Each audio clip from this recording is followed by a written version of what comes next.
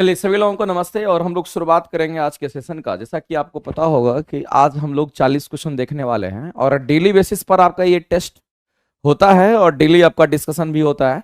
तो आप सभी लोग अपने तैयारी को अच्छा लेवल में ले जाने के लिए आप सभी लोगों को टेस्ट देना एकदम अनिवार्य है। अगर आप टेस्ट देते हैं तो आपकी तैयारी बेहतर होगी, साथ ही साथ आपका एक्यूरेसी बढ़ेगा, आपके स्पीड बढ़ेंगे, आपके कॉन्फिडेंस लेवल जो है आपका हमेशा ग्रो करता रहेगा। और ओवरऑल जो आपका रिवीजन होता है वो टेस्ट के माध्यम से क्वेश्चंस बना करके होता है। हमको लगता है 40 क्वेश्चन का ये टेस्ट आपका डेली होता है, इसको जरूर कीजिए, इससे काफी बेनिफिट आपको होगा। ठीक है, चलिए हम लोग शुरुआत करते हैं आज के सेशन का और देखते हैं आज कितना नंबर सेट होगा। तो 67 नंबर सेट का डिस्कशन आज आपका होना है और हम लोग देखते हैं पहले क्वेश्चंस के बारे में हम लोग यहाँ पर बात करेंगे। सबसे पहला क्वेश्चन जो आपको दे रखा है वो अनुचुंबकीय पदार्थ के बारे में बोला है। अनुचुंबकीय पदार्थ की अगर हम बात करते हैं, जिसको हम लोग पैरामैग्नेटिक मटेरियल्स के नाम से हम लोग जानते हैं। अनुचुंबकीय पदार्थ कहने का मतलब पैरामैग्नेटिक मटेरियल। तो आपको कुछ चीज ध्यान रखना पड़ेगा मेरे भाई कि अगर हम लोग अनुचुंबकीय की बात करते हैं, प्रतिचुंबकीय की बात करते हैं, या फिर हम लोग यहाँ पर लोह चुंबकीय पदार्थ की बात करते हैं, तो सबसे पहला चीज है कि अगर हम यहाँ पर चुंबकीय पदार्थ की अगर बात करते हैं तो इस चुंबकीय पदार्थ के अंदर मैग्नेटिक प्रॉपर्टी किसी में ज्यादा होता है, किसी में कम होता है। कोई अट्रैक्ट करता है तो कोई रिपेल करता है। अब यहां पर अगर हम बात करते हैं किसकी, तो हम यहां पर बात करते हैं चुंबकीय पदार्थ में। हम पहला यहां पर डायामैग्नेटिक मटेरियल की हम बात करते हैं।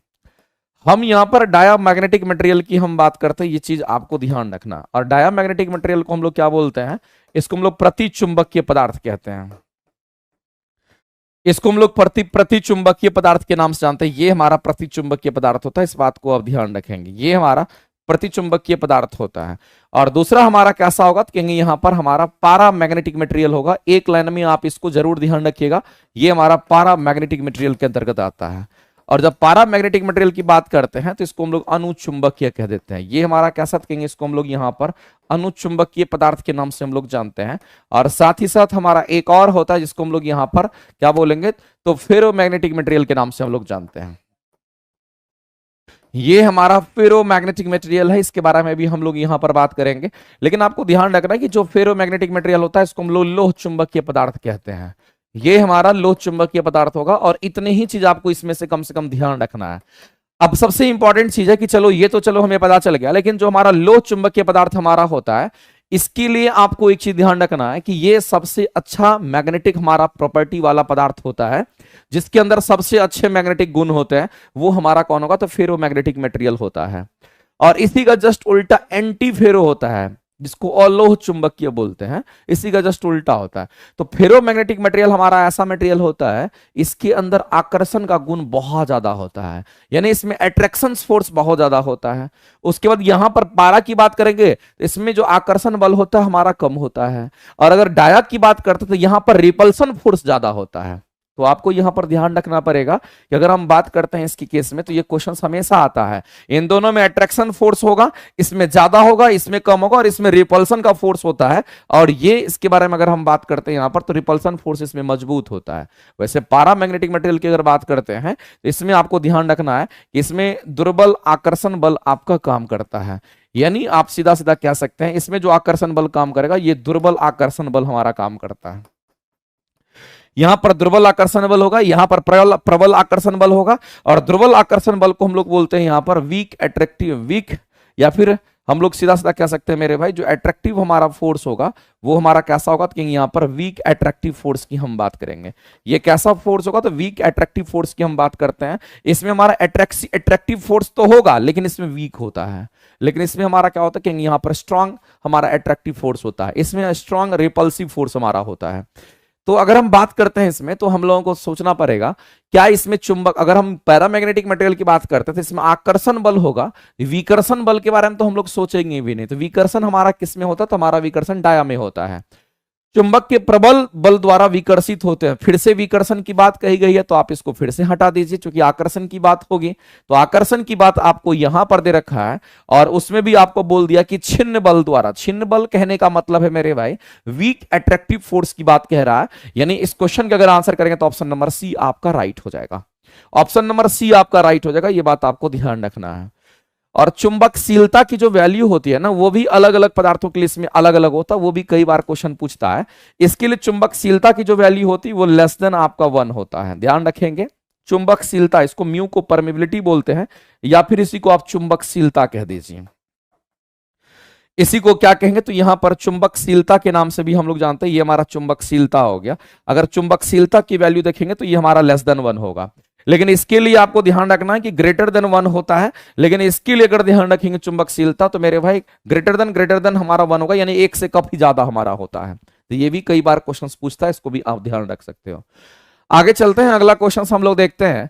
अगला क्वेश्चन हमारे सामने में दे रखा है और इस क्वेश्चन के आंसर्स आप सभी लोग करके बता देंगे। देखिए, एक तो हमारा होता है दिष्ट धारा, एक हमारा प्रत्यावर्ती धारा होता है।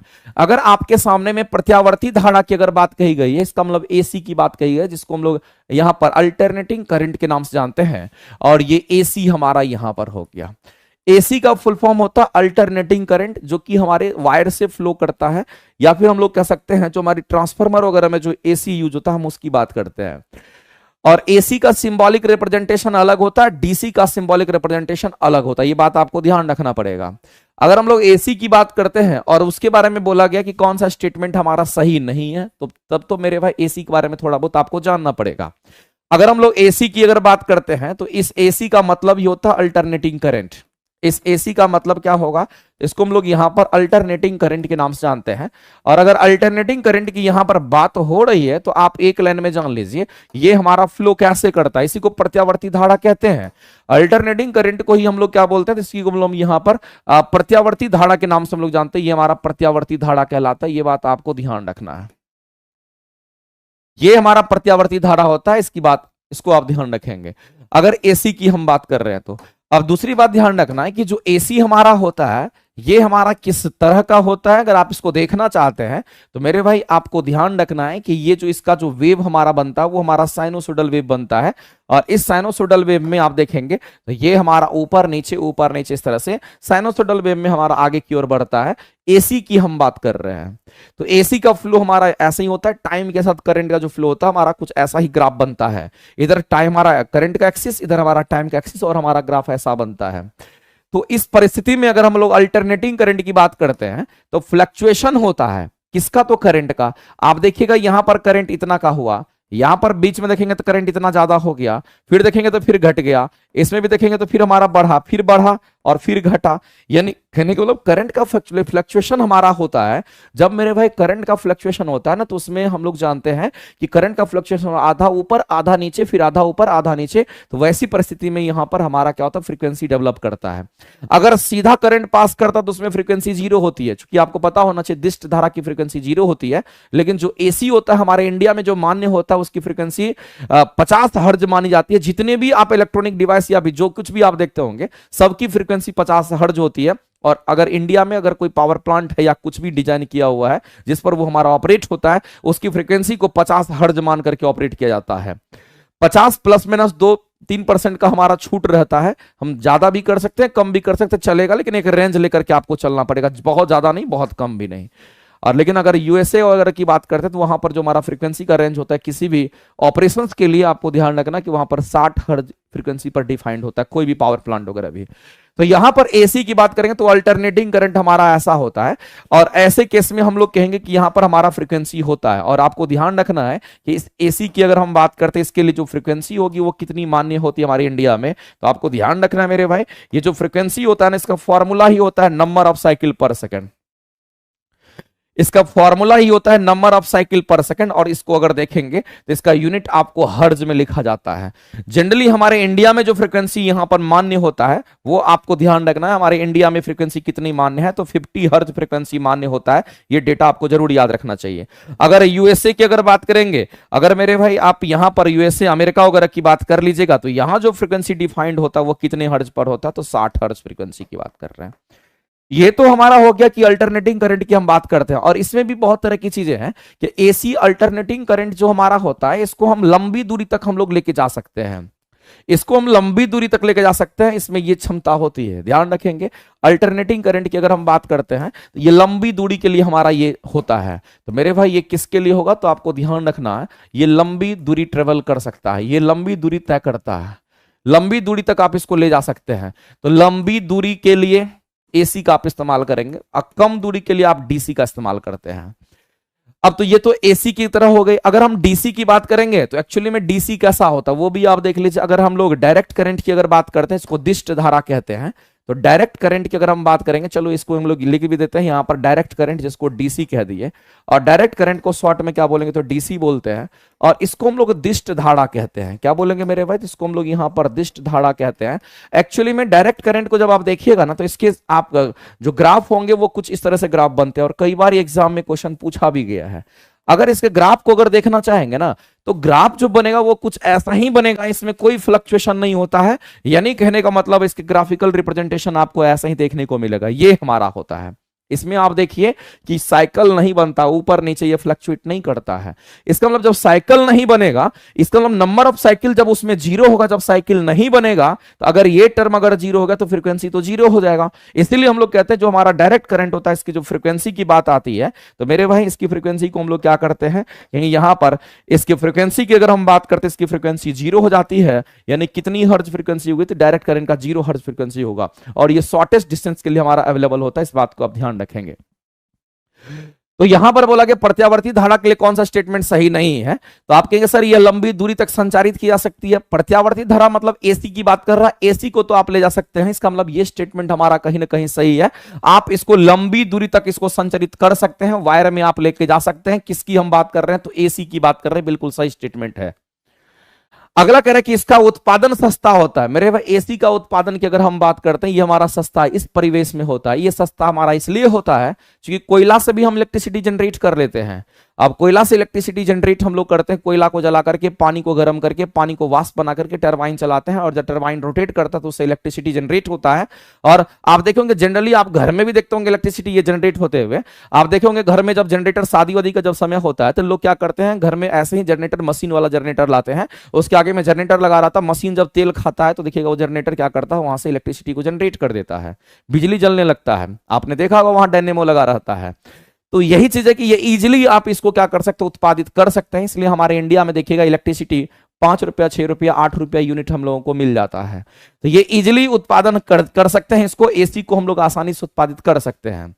लेकिन यहां पर ध्यान रखना मेरे भाई कि अगर हम इसकी बात करते हैं, एसी की जब हम बात करते हैं ना, तो इसका परिमाण बदलता है, कभी ज्यादा होगा तो कभी कम होगा। क्योंकि फ्लक्चुएट जब करता है ना, तो आप इसकी लंबाई देखिए इतना ही है, फिर बीच में देखिए इतना बड़ा हो गया, फिर छोटा हो गया, फिर छोटा, फिर बड़ा, फिर छोटा, फिर बड़ा, छोटा। यानी कहने का मतलब है कि जो करंट का मान है ना, उसका मैग्नीट्यूड कभी ज्यादा होगा तो कभी कम होगा, कभी ज्यादा होगा कभी कम होगा। क्योंकि वो साइकिल बनता है, ऊपर नीचे ऐसे करेगा, तो ज्यादा कम होता रहेगा। तो उसके परिमाण में कोई परिवर्तन, उसके परिमाण जो होंगे वो बदलते रहेंगे, परिमाण के साथ साथ दिशा दोनों बदलता है।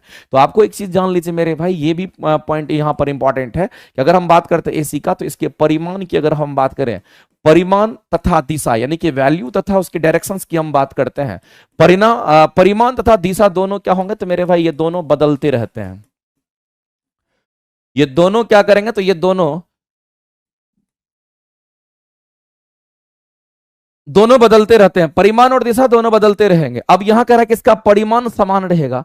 परिमाण समान इसका होता है, इसके परिमाण की अगर हम बात करेंगे मेरे भाई, तो इसका परिमाण समान होता है, इसमें फ्लक्चुएशन नहीं होगा। तो इसका परिमाण क्या होगा, कि यहां पर इसका परिमाण और दिशा दोनों समान होगा, लेकिन इसमें परिमाण और दिशा दोनों बदलता रहता है, कभी ऊपर कभी नीचे, कभी ऊपर यानी दिशा बदला, और वैल्यू भी बदलता रहता है। तो यहां परिमाण जो समान लिख दिया है ना एसी के लिए, ये निहायत गलत है मेरे भाई। ये डीसी की बात करेंगे तो सही होता, और ये अगर गलत दे रखा है तो यही चीज आपके आंसर्स को खोज रहा है, क्योंकि कह रहा था कि इसमें से कौन सा सही नहीं है। तो आप ऑप्शन सी के साथ जाएंगे, तो ऑप्शन सी आपका यहां पर करेक्ट हो जाएगा। इंग्लिश लैंग्वेज में भी एक्सप्लेन कीजिए, लोटस जी कह रहे हैं इंग्लिश लैंग्वेज में आप कितना लैंग्वेज को यूज करें। बहुत सारा लैंग्वेज ऐसे भी इंग्लिश टर्म यूज होता ही है। बताओ, हर जगह तो इंग्लिश टर्म यूज किए हैं, कहाँ नहीं करते हैं ये बताओ। थोड़ा बहुत तो मेरे भाई आप कंप्रोमाइज कर सकते हो, ठीक है। बहुत ज्यादा इंग्लिश भी बोलेंगे तो पता चलेगा कि हमारे बहुत सारे बच्चे जो हैं वो हिंदी मीडियम के हैं, मामला पता चलेगा कि सब गड़बड़ हो गया। कॉपी पेस्ट ना करें, बिल्कुल आप सही बोल रहे हैं, ये लड़का कॉपी पेस्ट कर रहा है, ठीक है। चलो आगे चलते हैं, अगला क्वेश्चन देखते हैं। अगले क्वेश्चन के ऊपर हम लोग आते हैं, और अगला क्वेश्चन कहता है कि भी वेग से, यानी कि जो वेग है किसी वस्तु का, किसी गतिमान वस्तु का जो वेग है वो हमारा v है, तो उसकी गतिज ऊर्जा कितनी है। तो इस वेग से जब चलती है तो उसकी गतिज ऊर्जा k है। आगे कहता है यदि वेग को प्रारंभिक वेग का इतना गुना कर दिया तो गतिज ऊर्जा कितना होगा। कुछ नहीं करना, सिंपल सा कंडीशन है मेरे भाई। आपको अगर सर काइनेटिक एनर्जी की अगर बात कर रहे हो ना, तो काइनेटिक एनर्जी का फॉर्मूला हमारे पास है और हम कहेंगे यहां पर हाफ mv² की बात करेंगे। और ऐसी परिस्थिति में जब कोई भी वस्तु एक जगह से दूसरे जगह जाता है तो उसका वेग बदलेगा, गतिज ऊर्जा बदलेगा। लेकिन उसमें होगा क्या कि अगर एक जगह से दूसरी जगह अगर वस्तु चला भी जाता है, गाड़ी चला भी जाता है, तो उसके द्रव्यमान में कोई परिवर्तन नहीं होगा, हम कहेंगे उसका द्रव्यमान कांस्टेंट होगा। यानी मेरे भाई कोई भी न्यूमेरिकल वैल्यू तो हमेशा कांस्टेंट ही होता है, लेकिन यहां पर m भी एक हमारा द्रव्यमान है जो कि हमारा कांस्टेंट टर्म होगा, यानी कि इसमें कोई परिवर्तन नहीं होना, तो ये कांस्टेंट हो गया। अब कोई कांस्टेंट अगर इक्वल टू में चला जाता है तो उसको लिखने का तरीका हमारा यही होता है कि काइनेटिक एनर्जी को हम ऐसा लिखेंगे, ये समानुपाती का रिलेशन आ जाएगा और ये फिर हमारा v² का हो जाएगा। आगे कहता है कि हम लोगों को क्या करना है कि उसके वेग के प्रारंभिक वेग का, कह रहा है कि उसका वेग को क्या करना है, तो उसके वेग को मेरे भाई यानी कि जो बाद का वेग होगा वो पहले के वेग का कितना, तो इतना कर देना है। तो पहले का वेग हमारा कितना है, तो कहेंगे यहां पर v1 है, बाद का वेग हमारा v2 होगा, तो प्रारंभिक वेग का 1/3 कर देना, चूंकि क्वेश्चन में ऐसा कह रहा है। तो आप क्या करोगे मेरे भाई, इस क्वेश्चन को सॉल्व करने के लिए जाओगे, तुम अगर क्वेश्चन को सॉल्व करने के लिए जाओ तो क्वेश्चन बहुत आसान है। तुमको लगेगा सर v2 को हम लोग को 1/3 करना है, तो यहां पर 1/3 रखेंगे तो 1/3 का स्क्वायर 1/9 हो जाएगा, यानी काइनेटिक एनर्जी हमारा 1/9 हो जाएगा। लेकिन क्वेश्चन को सॉल्व करने के तरीके भी अलग है मेरे भाई, आप कर सकते हो। अब मान लेते हैं इसको k2 k1 में हम लिखते हैं, यानी कि k2 हमारा काइनेटिक एनर्जी 2 का और k1 काइनेटिक एनर्जी पहले वाला। तो इसको जिस रेशियो में लिखा हुआ है उसी रेशियो में हम लिखते भी हैं। तो यहां पर हम कहेंगे v2 अनुपात में v1 लिखेंगे, तो इसमें कहीं से कोई दिक्कत नहीं होना चाहिए, क्योंकि मेरे भाई हम लोगों को तो दिख रहा है कि दोनों समानुपाती है। काइनेटिक एनर्जी को k2 k1 में लिख दिए, कोई दिक्कत नहीं। अगर इसको 2:1 लिखेंगे तो इसको भी 2:1 लिखना पड़ेगा। अगर इसका स्क्वायर है तो स्क्वायर बैठाना पड़ेगा, इसका स्क्वायर नहीं है तो छोड़ देंगे। अब हम लोग को करना क्या, तो यहां से हम लोगों को बाद की काइनेटिक एनर्जी निकालना है, यानी k2 निकालना है। तो हम कहेंगे यहां पर v2 अनुपात में v1 का होल स्क्वायर कर दीजिए और गुना में कर दीजिए k1, कोई दिक्कत नहीं है, k1 इधर की चला जाएगा। अब यहां पर जो v2 आपको दे रखा है क्वेश्चन के हिसाब से, वो v1/3 दे रखा है, आप गौर से उसको देख लीजिए। तो v1/3 आपका ऊपर रह गया और नीचे में आपका v1 हो गया। इसका अगर स्क्वायर करेंगे और यहां पर गुना k1 करेंगे तो यहां से आप इसको कट करके निकाल सकते हैं। अब देख लीजिए v1 से v1 हमारा कट जाएगा और 1/3 हमारा कितना हो जाएगा, तो यहां पर k1 तो हमारा ऊपर रह गया और 3 नीचे आएगा, तो 3 का स्क्वायर कितना, तो कहेंगे 9 हो जाएगा। यानी कहने का मतलब है जो हम k2 निकाल रहे थे वो k2 हमारा कितना आ गया, तो कहेंगे यहां पर पहले का जो हमारा है वह 1/9 हो जाएगा, यानी कि k2 हमारा k1/9 हो गया। तो इस परिस्थिति में हम लोग ऐसा कह सकते हैं कि जो हमारा k2 था वह अगर k1 यहां पर 9 हमारा हो जाएगा। क्यों ऐसा कह रहे हैं, क्योंकि k1 को यहां पर k कह दिया गया था पहले वाले को, इसलिए आप k1 की जगह पर k रख दो, तो आंसर एग्जैक्ट में आपको ये मिल जाएगा। तो ये वाला क्वेश्चन को सॉल्व करने के लिए आपको समय भी लग सकता है, लेकिन अगर आप प्रैक्टिस में जब आ जाओगे ना तो ये क्वेश्चन मेरे भाई फ्रैक्शन ऑफ सेकंड में आपके आंसर्स आ सकते हैं, बशर्ते कि रिलेशंस को आप देख पा रहे हो कि नहीं। ये मेन आपका यहां पर चीज है कि अगर आप इस रिलेशन को अगर ग्रिप में ले लिए कि वेग को कितना करना है, तो 1/3 करना, 1/3 का स्क्वायर कहने का मतलब 1/9 हो जाएगा। 1/9 वाला कौन सा आंसर आपको देख करके तुरंत मारना है। अगर थोड़ा भी कंफ्यूजन अगर होता है तो प्रोसीजर से आप सॉल्व करिए और आंसर कर सकते हैं। आगे बढ़ते हैं और अगला क्वेश्चन हमारे सामने में दे रखा है, और इस क्वेश्चन की जब हम लोग बात करते हैं तो यहां पर हम लोगों को दे रखा है, ये आपको कैपेसिटर की बात कर रहा है। अब आप कहिएगा सर ये कैपेसिटर आप कैसे पहचान ली कि ये कैपेसिटर है। कई बार डायग्राम अगर गलती भी रहेगा, सिंबॉलिक रिप्रेजेंटेशन अगर गलत भी रहेगा, उसके यूनिट से उसकी पहचान कर लेंगे। आप देख लीजिए यहां पर माइक्रोफेराड फेराड में आपको मेंशन किया हुआ है, तो यहां पर इसको आप कहिए पैरेलल प्लेट कैपेसिटर, एक्चुअली में ये पैरेलल होना चाहिए, तो उससे कोई फर्क नहीं पड़ता है। हम लोग इसको क्यों ऐसा कह रहे हैं उसके पीछे रीजन है। यहां पर 3 और ये माइक्रोफेराड लिखा हुआ है। माइक्रोफेराड हमारा किसका यूनिट होता है, कैपेसिटर का ही यूनिट होता है, इस बात को आप ध्यान रखिएगा। और यहां भी हमारा कितना, कहेंगे यहां पर भी हमारा 3 माइक्रोफेराड है। यहां पर भी हमारा कितना, कहेंगे यहां पर भी हमारा 3 माइक्रोफेराड है। और इसी तरीके से अगर हम यहां देखते हैं तो यहां पर भी हमारा 3 माइक्रोफेराड होता है। अब यहां पर मामला यह है कि कैपेसिटर की जब बात करती है ना, जब कैपेसिटर की बात होती है और जब रेजिस्टेंस की बात होती है तो दोनों की प्रॉपर्टी डिफरेंट होती है। डिफरेंट प्रॉपर्टी आप ऐसे नहीं कहिए, आप ये कह सकते हैं कि रेजिस्टेंस की जो प्रॉपर्टी होती है उसका जस्ट अपोजिट प्रॉपर्टी जो होता है वो हमारे कैपेसिटर का होता है। तो मेरे भाई एक बात मैं आपको बताना चाहता हूं, उसके बाद इस क्वेश्चन को हम सॉल्व कर देंगे। सबसे पहले तो आप ये समझिए कि आपको रेजिस्टेंस के बारे में आपको पता होना चाहिए। रेजिस्टेंस जिसको आप क्या कहते हो, इसको आप यहां पर प्रतिरोध का नाम देते हो, ये हमारा प्रतिरोध है। थोड़ा बहुत तो इतना पता होगा। रेजिस्टेंस की हम बात करते हैं। अब रेजिस्टेंस में दो केसेस हमारा बनता है। अगर मेरे भाई इसको रेजिस्टेंस को श्रेणी क्रम में अगर जोड़ते हैं, सीरीज में अगर आप जोड़ते हैं, तो आप क्या करते हैं, तो जो आपका टोटल प्रतिरोध होता है वो आपका क्या होता है, तो डायरेक्ट जुड़ जाता है R1 प्लस R2 प्लस में जितना भी रेजिस्टेंस होगा डायरेक्ट जोड़ देते हैं। और जब डायरेक्ट जोड़ेंगे तो सबका मान क्या होगा, तो टोटल के मान से बढ़ जाता है। इसलिए सीरीज में जब हम किसी भी रेजिस्टेंस को जोड़ते हैं तो डायरेक्ट जोड़ देते हैं। और वैसी परिस्थिति में जो टोटल प्रतिरोध का मान होता है, इसमें कोई भी प्रतिरोध हमारा जो सबसे ज्यादा होगा इनमें से, उससे भी ज्यादा उसका मान होता है। इसलिए श्रेणी क्रम में जब कभी भी प्रतिरोध को जोड़ेंगे ना तो टोटल मान बढ़ता है। अब यहां पर ये तो श्रेणी क्रम की बात हो गई। अगर हम लोग यहां पर बात करते हैं किसका, तो यहां पर अगर बात करते हैं यहां पर समानांतर क्रम की अगर बात करें, इसको पैरेलल कॉम्बिनेशन कहते हैं। तो आपको ध्यान रखना है कि जब हम लोग समानांतर क्रम में जोड़ते हैं तब जोड़ने का तरीका बदल जाता है और हम कहते हैं 1 में R इक्विवेलेंट और 1/R1 प्लस में हमारा 1/R2 करके हम लोग ऐड करते चले जाते हैं। और ऐसे करके बहुत सारे रेजिस्टेंस हमारे यहाँ पर इनफाइनाइट रेजिस्टेंस तक हमारा हो सकता है, n रेजिस्टेंस तक हम लोग मान के चलेंगे, क्योंकि n तक ही डिफाइंड हो सकता है। और अगर हम लोग इनफाइनाइट तक अगर लेके जाएंगे तो डायरेक्ट ऐसे नहीं जोड़ सकते हम लोग, तो n प्रतिरोध तक हमको हम लोग डायरेक्ट लिख सकते हैं। लेकिन इसमें भी कंडीशन है कि अगर समानांतर प्रतिरोध की अगर बात करते हैं तो टोटल प्रतिरोध हमारा R इक्विवेलेंट होता है, इसको समतुल्य प्रतिरोध कहते हैं।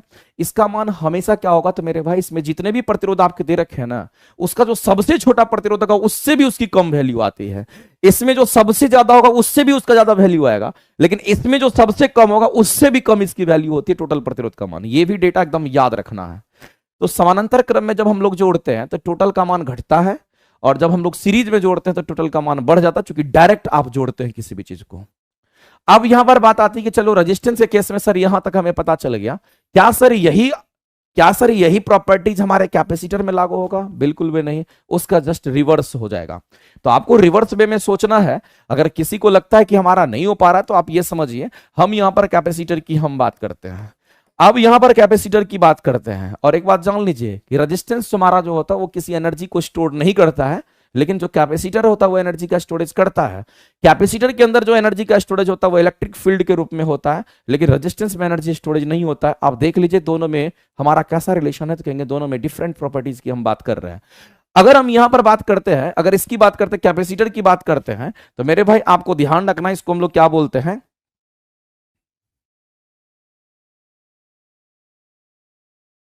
इसको हम लोग धारिता कहते हैं शायद। लेकिन अगर कैपेसिटर की अगर हम बात करते हैं ना, इसकी जो कंडीशंस होते हैं हमारे क्या होंगे, तो इसमें भी श्रेणी क्रम और समूहन होता है। तो आपको ध्यान रखना, दोनों उल्टा होगा तो क्या उल्टा होगा। अगर हम इसको सॉल्व करें यहां पर कहें तो श्रेणी क्रम समूहन की अगर बात करते हैं, इसमें टोटल हमारा C इक्विवेलेंट कैसे निकलेगा, इसमें जो है वो ये वाला होगा और इसमें जो है वो ये वाला होगा, जस्ट उल्टा हो जाता है। तो अब श्रेणी क्रम की अगर हम बात करते हैं तो यहां पर हमारा टोटल निकालने के लिए C इक्विवेलेंट करेंगे, और यहां पर हमारा क्या होता है C1, और यहां पर हमारा क्या तो कहेंगे C2, और ऐसे करके हमारे जितने भी होंगे सबको जोड़ देंगे अगर वह श्रेणी क्रम में होगा तब। दूसरा चीज हमारा क्या है, अगर सेकंड की बात करते हैं, अगर हम यहां पर समानांतर क्रम की अगर हम बात करते हैं, अगर समानांतर क्रम में कैपेसिटर जुड़ा हुआ है तब हम लोग के डायरेक्ट यहां पर क्या करेंगे, तो टोटल यहां पर हम लोगों को निकालने के लिए, यहां पर कैपेसिटर की वैल्यू निकालने के लिए हम लोग क्या करेंगे यहां पर, तो डायरेक्ट जोड़ देंगे। अब यानी आप कहने का मतलब आप समझिए यहां पर कि अगर जो काम श्रेणी क्रम में यहां हो रहा है वो यहां पर समानांतर क्रम में होगा, और जो काम यहां समानांतर क्रम में हो रहा है वो काम यहां श्रेणी क्रम में होगा। तो दोनों का उल्टा प्रॉपर्टीज हुआ कि नहीं हुआ। ये रेजिस्टेंस की कहानी है, ये कैपेसिटर की कहानी है। और कैपेसिटर का जो यूनिट होता है वो फैराड या माइक्रोफैराड होता है, और रेजिस्टेंस का जो यूनिट होता है वो आपका ओम होता है। ये बात आपको ध्यान रखना है।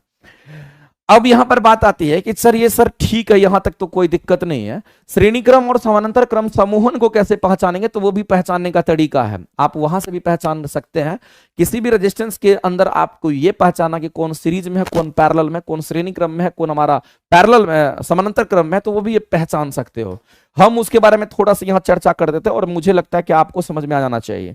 अगर मान लेते कि कोई रेजिस्टेंस हमारा ऐसा है, और इस रेजिस्टेंस को हम लोग यहां पर R1 कह दिया, और दूसरा रेजिस्टेंस हमारा यहां पर ये R2 है, तो मेरे भाई अगर ये हमारा रेजिस्टेंस R1 है, ये रेजिस्टेंस हमारा R2 है, और करंट का फ्लो अगर मान लेते इधर से इधर हमारा हो रहा है, तो ऐसी परिस्थिति में आप क्या देखेंगे, दो बिंदु देखिए। एक बिंदु आप इसको देखिएगा और से, और एक बिंदु इधर से। जब करंट इधर से इधर हमारा जा रहा है मेरे भाई, जब हमारा करंट इधर से इधर की ओर हमारा ये करंट जा रहा है, तो ऐसी परिस्थिति में आप कहेंगे ये शुरुआत है तो ये अंत है, इस रेजिस्टेंस की बात कर रहे हैं। इसका शुरुआत ये है तो अंत ये है, इस रेजिस्टेंस का शुरुआत ये है तो अंत ये होगा। तो जब किसी भी तार का शुरुआत और अंत, जब किसी भी रेजिस्टेंस का शुरुआत और अंत ऐसे करके, एक का शुरुआत दूसरे का अंत, एक का अंत दूसरे का शुरुआत जुड़ा हुआ रहता है, उसको सीरीज कॉम्बिनेशन कहते हैं। तो ये हमारा श्रेणी क्रम समूहन कहलाता है, इस बात को आप ध्यान रखेंगे।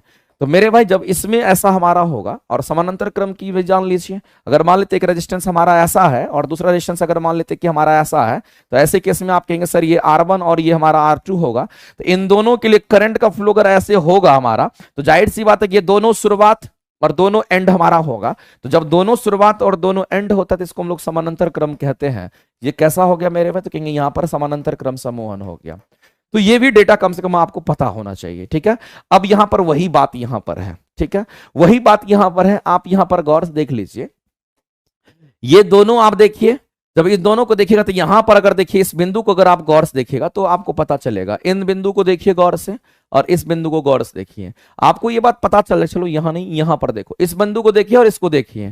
तो एक ये कैपेसिटर, एक ये कैपेसिटर, अगर मान लेते करंट का फ्लो इधर से इधर हमारा होता है, तो इस परिस्थिति में मेरे भाई इस कैपेसिटर का शुरुआत ये होगा, क्योंकि इधर से इधर आएगा, तो इस कैपेसिटर का शुरुआत ये होगा। तो यहां दोनों का शुरुआत और यहां पर दोनों का अंत जुड़ा हुआ है।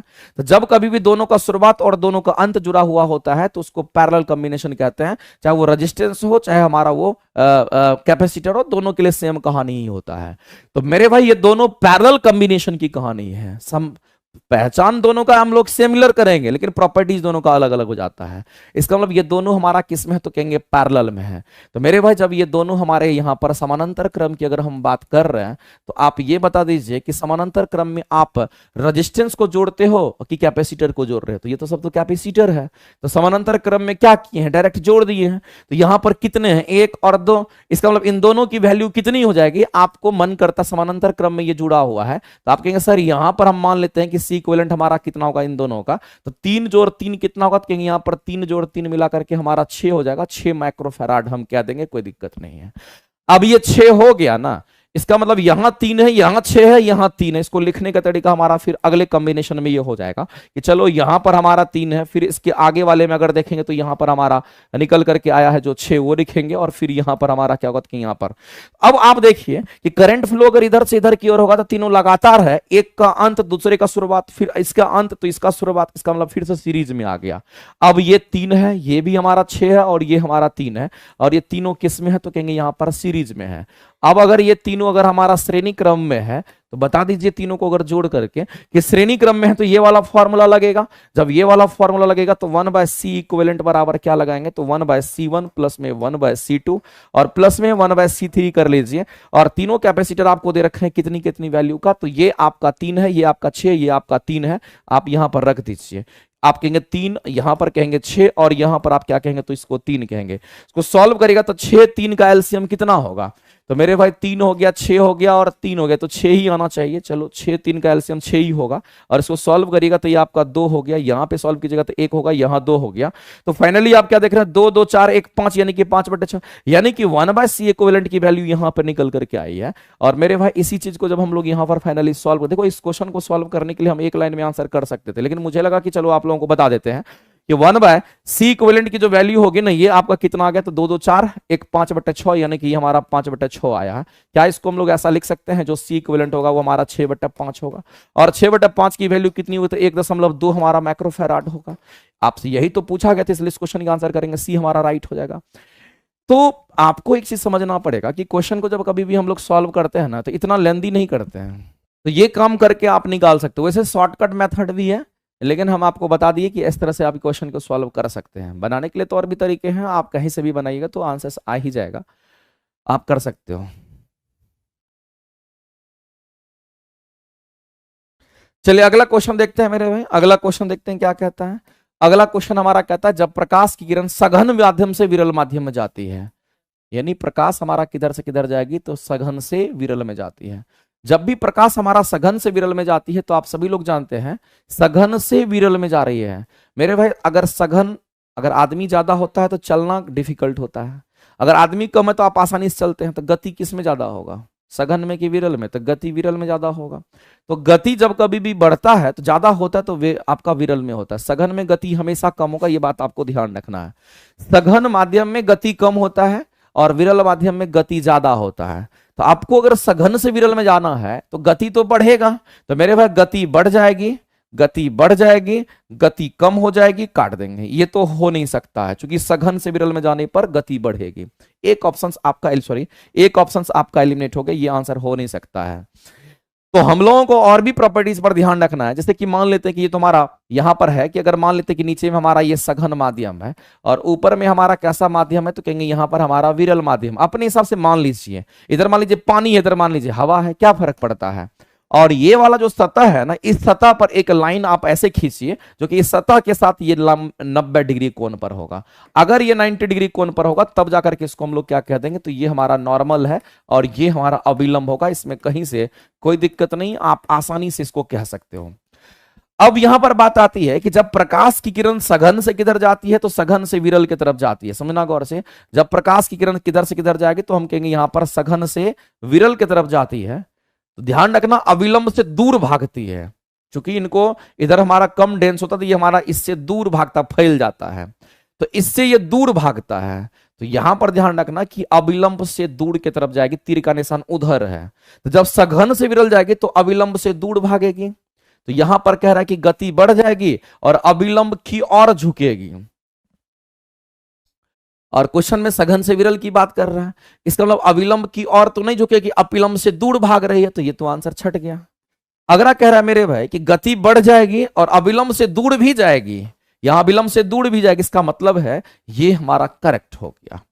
इसी का जस्ट उल्टा हमारा क्या होगा मेरे भाई, तो हम कहेंगे उल्टा हमारा, अगर विरल से सघन में होगा तो इसी का जल उल्टा हो जाएगा, गति घट जाएगी और अविलंब की ओर हो जाएगी। ठीक है, अगले क्वेश्चन की तरफ हम लोग बढ़ते हैं। अगला क्वेश्चन देखते हैं मेरे भाई, क्या कहता है कि एक अस्थाई विद्युत धारा, ये वाला जो क्वेश्चन है ना, इसके आंसर्स आपके बहुत आसान है। कह रहा है एक हम लोग अस्थाई विद्युत धारा की अगर हम बात करते हैं और इसमें असमान परिच्छेद वाले धातु की बात कर रहे हैं। असमान परिच्छेद धातु कहने का मतलब होता है जिसका क्रॉस सेक्शनल एरिया में वेरिएशन होगा, यानी कहने का मतलब कहीं पर क्रॉस सेक्शनल एरिया छोटा है तो कहीं पर बड़ा है। आपको ध्यान रखना है, असमान परिच्छेद वाले धातु कहने का मतलब है कि जो क्रॉस सेक्शनल एरिया होगा कहीं पर ज्यादा होगा तो कहीं पर कम होगा, कहीं ज्यादा हो गया तो कहीं कम हो गया। यानी कहने का मतलब आप ऐसा समझ लीजिए कि क्रॉस सेक्शनल एरिया हमारा नॉन यूनिफॉर्म होगा। यानी आप ऐसे भी समझ सकते हैं कि कोई वायर हमारा ऐसा है तो यहां पर इतना छेदा, इतना पर यहां, यानी कहने का मतलब इसमें एरिया जो है वो वेरिएबल है, यहां पर कम भी है तो यहां पर ज्यादा है। तो हम लोग इसको कहते हैं असमान परिच्छेद वाले धातु के नाम से हम लोग जानेंगे, असमान है। अब कह रहा है कि एक चालक में, मेरे भाई यहां पर कह रहा है कि चालक का, लेकिन ये चालक है, एक कंडक्टर है। कंडक्टर अगर कोई होता है तो उसमें करंट का फ्लो होता है, मेरे भाई धारा जाएगा, करंट फ्लो करेगा। अब कहता है कि चालक की लंबाई के अनुदिश, चालक की लंबाई के अनुदिश करंट तो मेरे भाई ऐसे ही फ्लो करेगा। अगर मान लेते हैं यहां पर नॉन यूनिफॉर्म क्रॉस सेक्शन वाला जो हमारा लेंगे तो हमारा कैसा होगा, तो मेरे भाई हम कहेंगे नॉन यूनिफॉर्म, अगर हम क्रॉस सेक्शन वाले की अगर हम बात करते हैं तो एक्चुअली में नॉन यूनिफॉर्म क्रॉस सेक्शन हमारा कैसा होगा, तो कहेंगे कुछ ऐसा होगा।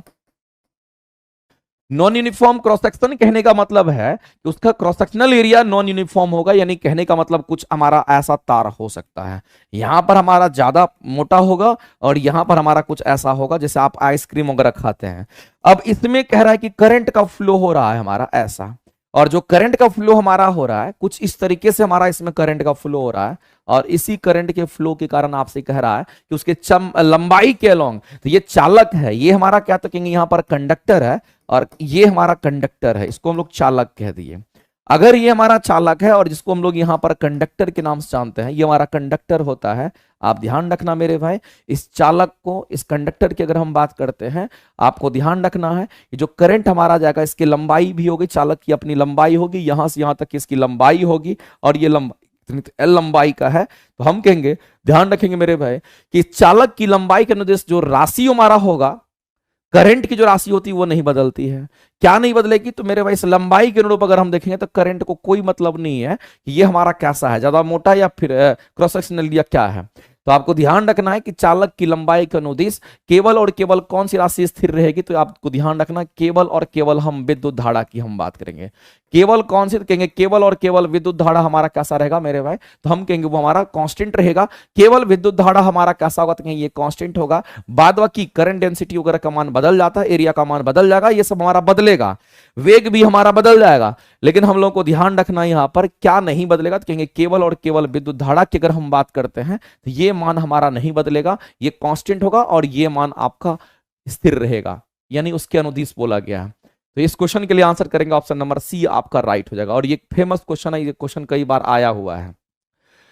आगे चलते हैं, अगला क्वेश्चन रहेगा कि किसी तत्व के जो समस्थानिक होते हैं, समस्थानिक हम उसको कहते हैं जिसकी परमाणु संख्या समान होगी लेकिन द्रव्यमान संख्या भिन्न भिन्न होता है। आप सिंपल सा फंडा आप जानते ही होंगे, जैसे हाइड्रोजन के 3-3 समस्थानिक है, तो वे तत्व जिनकी परमाणु संख्या समान, जिनकी द्रव्यमान संख्या अलग अलग होगी। यहां पर जिनकी परमाणु संख्या छूटा हुआ है, जिनकी परमाणु संख्या की अगर बात करते हैं, जिनकी परमाणु संख्या कैसी होगी, तो कहेंगे परमाणु संख्या यहां पर समान होना चाहिए था। जिनका द्रव्यमान संख्या अलग अलग होगा वही समस्थानिक होगा, तो यही आंसर हो सकता है।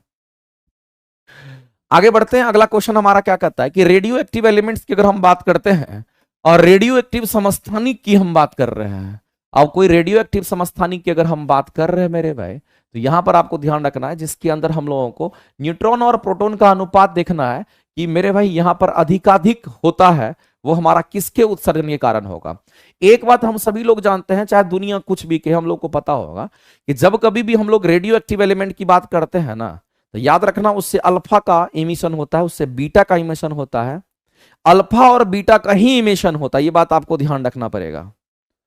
तो जब अल्फा और बीटा का इमिशन होता है तो ऐसी परिस्थिति में यहां पर ध्यान रखेंगे कि इसमें से क्या होगा, इलेक्ट्रॉन का उत्सर्जन की बात करेगा, इलेक्ट्रॉन माइनस उत्सर्जन की बात करेगा, पॉजिट्रॉन की बात करेगा।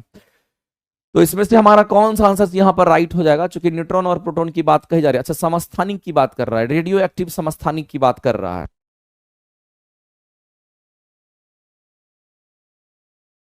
कि कोई भी रेडियोएक्टिव समस्थानिक की अगर बात कर लेते हैं, जैसे कि हमारा कोई भी रेडियोएक्टिव एलिमेंट मान लीजिए कि यूरेनियम ही है, कोई फर्क नहीं पड़ता है, ये 92 हमारा है, इसके समस्थानिक भी होते हैं, और मान लेते हैं कि ये हमारा 235 है, फर्क नहीं पड़ता है। अगर रेडियोएक्टिव समस्थानिक की बात कर रहा है तो आप ये समझ लीजिए कि परमाणु संख्या सेम होगा लेकिन द्रव्यमान संख्या अलग अलग होगा। तो मेरे भाई परमाणु संख्या सेम होगा, द्रव्यमान संख्या अगर अलग अलग होगा तो परमाणु संख्या में कोई अंतर नहीं होगा, यानी कि 92 है तो दूसरा कोई और बनेगा, मान लेते कि वो हमारा x है, इसकी भी परमाणु संख्या क्या होनी चाहिए, सेम होना चाहिए, द्रव्यमान संख्या क्या होना चाहिए, अलग अलग होना चाहिए। मान लेते यहां पर हमारा 231 हो गया, कुछ भी हो सकता है। हम मान लिए ऐसा कि परमाणु संख्या सेम है, द्रव्यमान संख्या हमारा कुछ भी हो सकता है। अब इसमें न्यूट्रॉन और प्रोटॉन का जो अनुपात है, कादिक हमारा होता है, वो किसके उत्सर्जन के कारण हमारा ऐसा हो सकता है। तो मेरे भाई एक चीज आप यहां पर बताइए कि अगर ये परमाणु संख्या अगर इसका 92 है, इसका भी परमाणु संख्या अगर 92 है, तो जाहिर सी बात है इसमें अगर हम लोग देख रहे हैं तो क्या इमिशन किया है, क्योंकि हमारा प्रोटोनों की संख्या परमाणु संख्या होती है, प्रोटोनों की संख्या परमाणु संख्या होती है। अगर ये 235 से 231 हो गया है, इसका मतलब है कि जो द्रव्यमान संख्या हमारा होता है वो तो न्यूट्रॉन पर भी निर्भर करता है, और न्यूट्रॉन और प्रोटॉन का रेशियो आपसे पूछा गया है। तो अल्फा का इमिशन की यहां पर हमको लग रहा है कि कुछ एरर है इसमें, या फिर इलेक्ट्रॉन इमिशंस की हम बात करेंगे तो इलेक्ट्रॉन इमिशंस होगा तो इलेक्ट्रॉन में कभी भी प्लस का इमिशन नहीं होगा, तो ये तो आंसर नहीं हो सकता क्योंकि इलेक्ट्रॉन पर नेगेटिव चार्ज होता है। ठीक है, तो ये हमारा होता है। और अगर आपको एक मिनट ऐसा करते हैं, इसको अभी रहने देते हैं, देखेंगे इसको हम लास्ट में एक बार बताएंगे। एक्चुअली इसमें से कुछ चीजें जो है एक बार क्लेरिफाई करना पड़ेगा, तब हम बता देंगे, इसको रहने देते हैं अभी। नेक्स्ट क्वेश्चन की तरफ हम लोग तब तक चलते हैं। अगला क्वेश्चन हम लोग देखते हैं, स्टिफनाइट की अगर बात करते हैं, ये तो अयस्क को अगर आपको याद रखना, ये किसका अयस्क है, तो आपको याद रखना ये हमारे किसका, तो चांदी का अयस्क होता है। तो ये सब अयस्क हैं जो कि आपको याद, इसकी सिनेवार किसका है, तो मरकरी का अयस्क है। आप हेमेटाइट, मैग्नेटाइट, लोह पायरेट वगैरह जो पढ़ते हैं वो किसका अयस्क, तो आयरन का अयस्क है। अगला हम लोग के सामने दे रखा है कि फॉर्मल्डिहाइड की हम बात करते हैं, और फॉर्मल्डिहाइड हमारा किसके साथ रिएक्शन कर रहा है, तो KOH के साथ। इसको हम लोग बोलते हैं यहाँ पर कास्टिक पोटास के नाम से जानते हैं। और जब इसके साथ रिएक्शन होता है ना, तो इससे क्या बन जाता है, इस अभिक्रिया के दौरान हमें मेथनॉल बनता है, और मेथनॉल के साथ साथ हमारा पोटेशियम फॉर्मेट बना लेती है इस रिएक्शंस को हम लोग क्या कहते हैं? तो इस रिएक्शन को हम लोग केनेजारो अभिक्रिया के नाम से जानते हैं। ये हमारा केनेजारो रिएक्शन होता है। जो केनेजारो हमारे रिएक्शंस होते हैं उसमें मेरे भाई क्या होगा, तो कहेंगे यहाँ पर ऑक्सीडेशन और रिडक्शन दोनों हमारा होता है। इस अभिक्रिया में ऑक्सीडेशन रिडक्शन हमारा दोनों होगा, लेकिन ये हमारा रेडॉक्स रिएक्शन हमारा नहीं होता है। लेकिन आपको ध्यान रखना है कि जब मेथनॉल की बात करते हैं तो ये मिथाइल अल्कोहल को मेथनॉल कहते हैं। तो इस रिएक्शंस के लिए ही केनेजारो रिएक्शंस हमारा एप्लीकेबल होता है। तो ये रिएक्शंस के लिए केनेजारो रिएक्शंस आपको याद रखना पड़ेगा। तो जनरली इसी के लिए हमारा ये वैलिड होता है। केनेजारो रिएक्शन जो हमारा होगा वो किसके लिए होगा, तो मिथाइल अल्कोहल, जिसको हम लोग मेथनॉल की बात करते हैं, और साथ साथ हमें पोटेशियम फॉर्मेट भी यहां पर देता है। तो आप इस रिएक्शन को रिएक्शन करा दीजिए या नहीं कराइए, कोई फर्क नहीं पड़ता है। आप करा भी करके भी देखेंगे तो आपको वही चीज मिलेगा। लेकिन आपको यहां पर ध्यान रखना पड़ेगा, जो केनेजारो रिएक्शन हमारा होता है, ये रिएक्शन हमारा मेथनॉल के लिए ही स्पेशली होता है यूज। इसको आप ध्यान रखें। लेकिन रेडॉक्स हमारा किसी भी क्रिया के लिए हो सकता है। विस्थापन के लिए हमारा डिस्प्लेसमेंट रिएक्शन हमारा किसी के लिए भी होगा, लेकिन केनेजारो के लिए मेथनॉल ही हमारा यहां पर होता है। इस बात को आप ध्यान रखेंगे। आगे दे रखा कि अगर हम बात करते हैं यहां पर क्लोरोजाइलिनिनॉल की बात करते हैं और टर्फिनोल की बात करते हैं, ये दोनों के दोनों हमारे केमिकल्स हैं, और इन दोनों के केमिकल से डेटॉल बनता है, जो हम लोग घर में यूज करते हैं। जो डेटॉल होता है जिसको घर में हम लोग इस्तेमाल करते हैं, और ये डेटॉल हमारा एंटीसेप्टिक के रूप में इस्तेमाल होता है। ये किसके रूप में इस्तेमाल होगा, तो ये हमारा एंटीसेप्टिक के रूप में इस्तेमाल होता है। एंटीसेप्टिक कहने वाला जो बैक्टीरिया वगैरह को मारने का काम करता है, जो बैक्टीरिया को खत्म कर देता है। आप देखिए कहीं पर अगर आपका कट फट जाता है तो आप सबसे पहले क्या करते हैं, डेटॉल से उसको साफ करते हैं, यहाँ की वहां के आसपास के बैक्टीरिया को आप खत्म कर देते हैं, क्योंकि वह हमारा क्या तो कहेंगे एक एंटीसेप्टिक हमारा यहाँ पर हम कहेंगे एक सॉल्यूशन बन जाता है। तो दोनों को मिश्रण से हमारा जो सोल्यूशन बनता है उसको हम लोग डेटॉल के नाम से जानते हैं, और इसी को डेटॉल हम लोग बोलते हैं। केमिकल नाम इसका ये होता है। आगे चलते हैं, अगला क्वेश्चन हम लोग देख लेते हैं। अगला क्वेश्चन हमारा क्या कहता है, क्षारीय धातु हमारे कैसे होते हैं। अगर कोई भी धातु अगर हमारा है, चाहे क्षारीय धातु रहे कि क्षारीय मृदा धातु रहे, कोई फर्क नहीं पड़ता है। अगर कोई भी धातु है तो उसमें इलेक्ट्रॉन त्यागने की प्रवृत्ति होती है, और अगर अधातु होता तो उसमें इलेक्ट्रॉन को ग्रहण करने की प्रवृत्ति होती है। आप ये बता दीजिए, अगर ये धातु है, अगर ये धातु है, इसमें इलेक्ट्रॉन त्यागने की प्रवृत्ति होगी, ये आसानी से इलेक्ट्रॉन को त्याग देगा। यानी इस क्वेश्चन के अगर आंसर करेंगे तो सी ऑप्शन आपके राइट हो जाएंगे। कमरे के तापमान पर वाष्पीकृत हो जाएंगे, ये कहीं निहायत गलत है, क्योंकि धातु तो बहुत सारे हैं।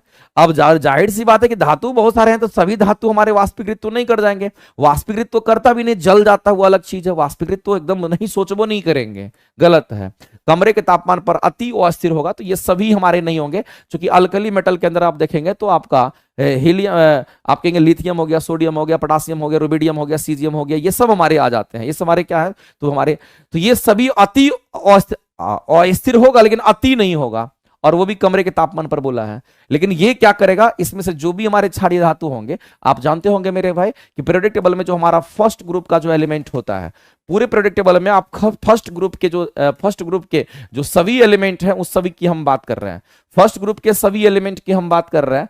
फर्स्ट ग्रुप के जो सभी एलिमेंट होते हैं कैसे होते हैं, तो आपको ध्यान रखना मेरे भाई, इसको हम लोग क्षारीय धातु कहते हैं।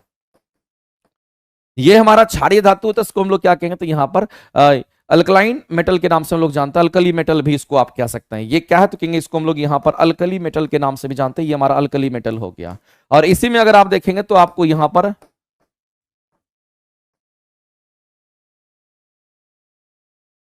ये सब जो आपको दिख रहा होगा ना, ये सब हमारे क्या तो अल्कली मेटल्स में ही आते हैं। इस बात को आप ध्यान रखेंगे। तो ये हमारे फर्स्ट ग्रुप की ये सभी एलिमेंट है, लेकिन इजीली क्या करता है, इलेक्ट्रॉन को त्याग देगा। वैसे भी हम लोग जानते हैं धातु के अंदर इलेक्ट्रॉन को त्यागने की प्रवृत्ति होती है, और अधातु में इलेक्ट्रॉन को ग्रहण करने की प्रवृत्ति होती है। इस बात को एकदम नहीं भूलना, क्योंकि ये हमेशा क्वेश्चंस को सॉल्व करने में आपको हमेशा हेल्प करेगा। आगे दे रखा है कि निम्नलिखित स्टेटमेंट पर आप बात करें और बताएं कि इसमें से कौन सा स्टेटमेंट आपका करेक्ट है। सबसे पहला स्टेटमेंट दे रखा है कि सभी पक्षी उड़ते हैं। मेरे भाई सभी लगा दिया, इसलिए गलत हो जाएगा। पक्षी तो उड़ते हैं, लेकिन सभी पक्षी नहीं उड़ते। जैसे कीवी है, नहीं उड़ता है। कीवी आप जानते होंगे ना, कीवी पक्षी नहीं उड़ता है। और भी ऐसे ऐसे पक्षियां होती है जो कि नहीं उड़ती है। सभी की वजह से ये स्टेटमेंट गलत हो गया। अब रेशम हो गया, शहद हो गया, लाख। मेरे भाई रेशम हो गया, शहद हो गया, या लाख की बात करते हैं, ये सभी क्या है, तो कीट उत्पादक है। जैसे कि अगर बात करते हैं मधुमक्खी हो गया, तो ये हमारा क्या है, मधुमक्खी की बात करेंगे, वो कीट है, ऑर्थोपोडा ग्रुप में आता है। इसलिए हम कहेंगे ये हमारा रेशम, शहद, इन सब की अगर हम बात करते हैं, ये सब हमारे क्या है, तो यहाँ पर कीट उत्पादक हमारे हैं। ये कीट हमारे सभी कीट हैं, ये सब उत्पाद करता है। रेशम का कीट आप पढ़ते होंगे। शहद के लिए आप जानते हो मधुमक्खी हमारा कीट श्रेणी में आता है। लाख भी हमारा होता है, कुछ वैसा ही कीट होता है, लेकिन ये भी हमारा कीट है। तो ये तीनों के तीनों हमारे क्या, तो यहाँ पर कीट की श्रेणी में आएगा, तो ये सही है। आगे कहता है कि सभी सर्प विषैले होते हैं। मेरे भाई आपने देखा भी होगा कि सर्प सभी विषैले नहीं होते, कुछ ही परसेंट सर्प जो होते हैं वो काफी विषैले होते हैं। तो ये आपका सभी लिखा हुआ इसलिए ये गलत हो जाएगा। आगे कह रहा है कि सभी जीवाणु हानिकारक होते हैं, लेकिन कुछ ऐसे जीवाणु भी हैं जो हमारे भोजन को पाचन करने में भी हेल्प करते हैं। जैसे ई कोली बैक्टीरिया कहते हैं, हमारी छोटी आंत में होता है और भोजन का पाचन करने में हेल्प करता है। या फिर हम लोग दूध से जो दही खाते हैं, जो लैक्टोबैसिलस बैक्टीरिया होता है, वो हमारा क्या, तो यहाँ पर हमारे लिए पॉजिटिव चीज होता है। तो सभी बैक्टीरिया हानिकारक नहीं होते, ये बात आप ध्यान रखेंगे। और भी आप समझ सकते हैं, जैसे एजिटोबैक्टर हमारा बैक्टीरिया ही होता है, तो वो सब नाइट्रोजन फिक्सेशन करता है। तो आपको यहां पर समझना पड़ेगा कि सभी लिख दिया इसलिए ये गलत है। तो सभी जीवाणु हानिकारक होता है, ये बिल्कुल गलत है। कहेंगे मेरे भाई यहां पर ये स्टेटमेंट गलत था, दूसरा स्टेटमेंट ये भी गलत था, ये भी स्टेटमेंट गलत हो गया। एक और स्टेटमेंट बच गया कि सभी विषाणु रोगजनक हमारे होते हैं। मेरे भाई ऑल वायरस की अगर हम बात करते हैं, सभी विषाणु जो होते हैं, वायरस तो हमारा रोगजनक ही होता है। मुझे लग रहा है कि मेरे भाई ये स्टेटमेंट आपका यहां पर सही होना चाहिए। तो इस परिस्थिति में इस क्वेश्चन के अगर आंसर हम लोग करने के लिए जाएंगे तो हमारा आंसर क्या हो जाएगा, आप सभी लोग बताएंगे मेरे भाई। यहां पर केवल 2 को सही कह रहा है, इसका मतलब सभी लिखा हुआ है, इसकी वजह से ये भी गलत हो गया। सभी वायरस की बात करते थे, सभी वायरस हमारा इसके लिए रेस्पॉन्सिबल नहीं होगा, रोगजनक नहीं होता। कुछ वायरस हमारे रोगजनक नहीं भी होते हैं, जो हमारे बॉडी के ऊपर इफेक्ट नहीं डाल पाता। तो ये हमारा गलत है, सभी लिखा हो तो गलत था। इसमें से कहेंगे हमारा केवल और केवल 2 ही आंसर सही दिया, तो ऑप्शन नंबर बी के साथ आप चले जाएंगे। आगे चलते हैं, अगला है बायोएथिकल अविवास्पद स्रोत है स्टेम कोशिकाओं का अस्थि मज्जा से उत्पन्न व्युत्पन्न हमारा क्या, तो कहेंगे अस्थि मज्जा से व्युत्पन्न स्टेम कोशिका एल्बो तरल व्युत्पन्न। ये इस क्वेश्चन की अगर हम बात करते हैं ना, ये हमारा बायोएथिकली ये बोला गया है, यानी कि बायोएथिकल और अविवास्पद स्रोत है हमारा। यानी कहने का मतलब है जो कि स्टेम कोशिका का है, यानी कि तना कोशिका में ये पाए देखने को मिलता है। तो मेरे भाई अस्थि मज्जा से व्युत्पन्न होता है, क्योंकि अस्थि मज्जा की अगर बात करते हैं, ये बायोलॉजिकल इसको रिलेट करते हैं, लेकिन ये इसके व्युत्पन्न करने का मतलब उल्टा होता है। तो ये हमारा यहाँ पर रॉन्ग होगा, ये हमारा इसके लिए सुटेबल होगा, तो कहेंगे ये आंसर करेंगे, और यही आपके आंसर्स दे रखे हैं। आगे चलते हैं, अगला है कि स्तनधारी में लीडिंग सेल होता है। अब लीडिंग सेल जो होता है वो कहां पे होगा, तो मेमल्स तो हमारे मेल और फीमेल दोनों होता है, लेकिन लीडिंग सेल जो होता है ये मेल पर्सन में होता है। ये कहां पे होगा मेरे भाई, तो मेल पर्सन की हम बात करते हैं, और मेल पर्सन के किस पार्ट में होगा, तो उनके टेस्टिस में होता है। ये बात आपको ध्यान रखना है। टेस्टिस के अंदर लीडिंग सेल होता है, इसी टेस्टिस में एक सेल होता है जिसको हम लोग यहाँ पर क्या कहते हैं, इसको हम लोग यहाँ पर लीडिंग सेल के नाम से जानते हैं। और इस लीडिंग सेल से क्या सिक्रेट करता है, इस लीडिंग सेल से मेरे भाई ध्यान रखना टेस्टोस्टेरोन हार्मोन का सिक्रेशन होता है। इसी से टेस्टोस्टेरोन हार्मोन का सिक्रेशन होता है, ये टेस्टोस्टेरोन हार्मोन का सिक्रेशन करता है, इस बात को आप ध्यान रखेंगे। तो टेस्टोस्टेरोन हार्मोन का जो सिक्रेशन करता है वो हमारा कौन, लीडिंग सेल करता है, जो कि मेल पर्सन के टेस्टिस में देखने को मिलता है। तो आप इस क्वेश्चन की अगर आंसर करेंगे तो वृषण हमारा राइट आंसर हो जाएगा, बी करेक्ट करेंगे। लेकिन लीवर की बात करते हैं, इससे हमारा कोई एंजाइम वगैरह का सिक्रेशन नहीं होता है, लेकिन लीवर से हम कहते हैं कि बाइल जूस का निर्माण होता है, और वह बाइल जूस क्या करता है, तो हमारे वसा के पाइसीकरण में हेल्प करता है, और साथ ही साथ वसा के पाचन में भी वो क्या करता है, लाइपेज को यहां पर हेल्प करता है। किडनी हमारा क्या, तो उत्सर्जी अंग होता है, किडनी से अपशिष्ट पदार्थ बाहर निकलता है, उसी से हमारा ब्लड और यूरिन का फिल्ट्रेशन होता है। ये बात। आगे चलते हैं, अगला है कि मनुष्य के आंखों में जो रंग की अनुभूति होती है, देखो रंग की अनुभूति यानी कि जो परसेप्शंस होता है, वो किसी भी चीज को देख पाएगा, तो किसी भी कलर को वो पहचान पाएगा, वो कौन सेल से आता है, किससे आता है, कौन सेल से। एक क्वेश्चन मेरे भाई आप सभी लोग सुने होंगे कलर ब्लाइंडनेस का। अब कलर ब्लाइंडनेस वाले जो बच्चे होते हैं, अगर इनमें से किसी को कलर ब्लाइंडनेस होगा, जनरली कलर ब्लाइंडनेस जो वर्णांता डिजीज होता है वो मेल पर्सन को होता है, फीमेल में बहुत कम रेयरली देखने को मिलता है, क्योंकि फीमेल उसका वाहक होती है और मेल उससे पीड़ित होता है, जो वर्णांता डिजीज, जो अनुवांशिक डिजीज है।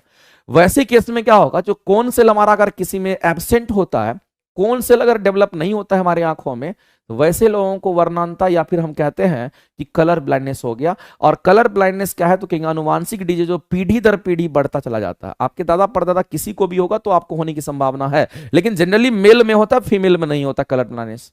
और कलर ब्लाइंडनेस जिसको भी होता है उसको प्राइमरी कलर नहीं दिखते हैं, रेड ब्लू ग्रीन में अंतर स्पष्ट वो नहीं कर पाता है।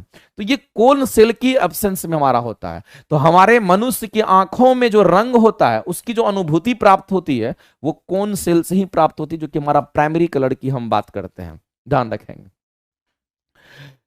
आगे चलते हैं, अगला क्वेश्चन हम लोग देखते हैं, यहां पर दे रखा है यहां पर कि आपको मिलान करना और आपको बताना है। ये सब हमारे प्लांट के हार्मोन से उनके ये काम है। अब अगर प्लांट के हार्मोन की बात करते हैं तो इसमें साइटोकाइनिन हमारा प्लांट हार्मोन होता है। साइटोकाइनिन कोशिका विभाजन करेगा। तो एक लाइन में इस क्वेश्चन का आंसर क्या करेंगे, यहां पर हम लोग कहेंगे सी का तो हमारा 2 हो जाएगा, और सी का 2 कहां पे, तो कहेंगे सी का 2 यहां, सी का 2 यहां, सी का 4 हो गया, तो ऑप्शन सी एलिमिनेट होगा। इसके बारे में हम लोग नहीं सोचेंगे। आगे अगर हम लोग एब्सिसिक एसिड की बात करते हैं तो प्लांट के अंदर 2 ऐसे हार्मोन होते हैं जिसमें एब्सिसिक एसिड की बात कर लीजिए और इथिलीन हार्मोन की बात कर लीजिए, दोनों प्लांट की ग्रोथ को रोकता है। इसका मतलब मेरे भाई ये ग्रोथ इनहिबिटर होगा, ये ग्रोथ को रोकता है, ये वृद्धि अवरोधक होगा। हम लोग कहेंगे यहां पर डी का तो हमारा 3 मैच कर जाएगा। अगर डी का 3 मैच करेगा इन दोनों में, तो डी का 3 हमारा यहां मैच कर रहा है, और इस क्वेश्चन का आंसर करेंगे बी।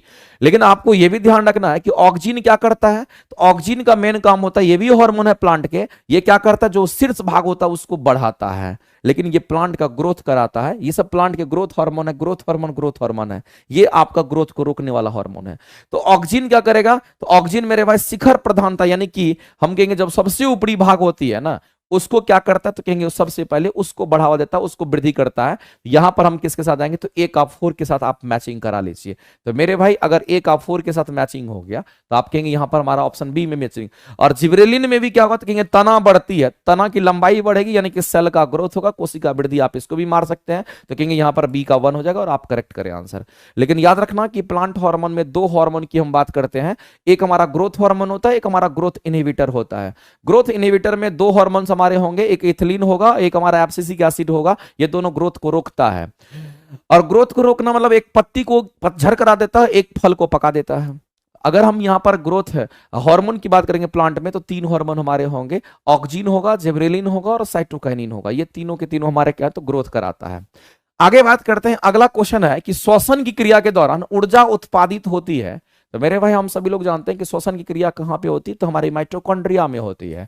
तो ये चीज आपको ध्यान रखना कि जो श्वसन की क्रिया होती है वो कहां पर होगी, तो कहेंगे हमारे जो माइटोकॉन्ड्रिया होती है, इसी माइटोकॉन्ड्रिया के अंदर, माइटोकॉन्ड्रिया में श्वसन की क्रिया होती है। ये बात आपको ध्यान रखना है। अगर श्वसन की क्रिया हमारे माइटोकॉन्ड्रिया में होती है तो एक्चुअली में क्या होता है कि श्वसन क्रिया के दौरान हम लोग ऑक्सीजन लेते हैं, और वह ऑक्सीजन जो हम लोग लेते हैं उसको हम लोग वायवीय श्वसन कह देंगे। क्योंकि ऑक्सीजन लेते हैं, इसका मतलब ऑक्सीजन की जरूरत है, उसको वायवीय श्वसन भी हम लोग कहेंगे। तो हमारे माइटोकॉन्ड्रिया में जो श्वसन होता है ना, वो वायवीय श्वसन होता है। ये बात भी आपको ध्यान रखना है, क्योंकि आपके एग्जाम में ये क्वेश्चन पूछता है। यहां पर हम कहेंगे कैसा श्वसन होगा, तो कहेंगे यहां पर वायवीय श्वसन होगा, जिसमें हम ऑक्सीजन का इस्तेमाल करते हैं।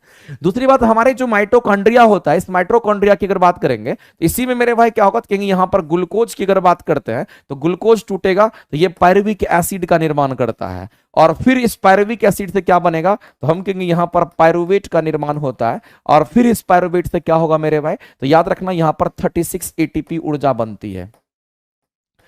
36 एटीपी ऊर्जा का निर्माण होता है। तो 36 एटीपी ऊर्जा जो होता है हमारे शरीर में सबसे ज्यादा यहीं पर होता है, इसलिए माइटोकॉन्ड्रिया को पावर हाउस ऑफ सेल कहते हैं। लेकिन एक बात आपको समझना पड़ेगा, इस 36 एटीपी ऊर्जा बनाने के लिए इससे पहले हम कहते हैं यहां पर हमारा जो एनर्जी होता है उसमें फॉस्फेट हमारे 2 होते हैं और इसमें फॉस्फेट हमारे 3 है, इसलिए इसका नाम होता है एडिनोसिन ट्राइफॉस्फेट कहते हैं। लेकिन ध्यान रखना कि श्वसन में जो ऊर्जा उत्पादित होता है वो हमारा किसमें किसमें होगा, तो ध्यान रखना मेरे भाई वो एटीपी के रूप में होता है। किस रूप में होता है, तो कहेंगे यहां पर एटीपी के रूप में होता है, यानी कि श्वसन के दौरान जो भी ऊर्जा हमें प्राप्त होगी वो किस रूप में होगा, तो कहेंगे यहां एटीपी के रूप में होगा, और सबसे ज्यादा हमारा इसी में होगा। तो मैक्सिमम अगर हमें ऊर्जा यहीं मिलता है, मैक्सिमम एनर्जी अगर हमें यहीं प्राप्त होता है, यहीं से अगर मैक्सिमम एनर्जी अगर प्राप्त होता है, इसीलिए हम लोग माइटोकॉन्ड्रिया को क्या कह देते हैं, इसी को हम लोग पावर हाउस ऑफ सेल के नाम से जानते हैं। इसको पावर हाउस ऑफ सेल इसीलिए हम लोग कह देते हैं, और कोई दूसरी बात नहीं है।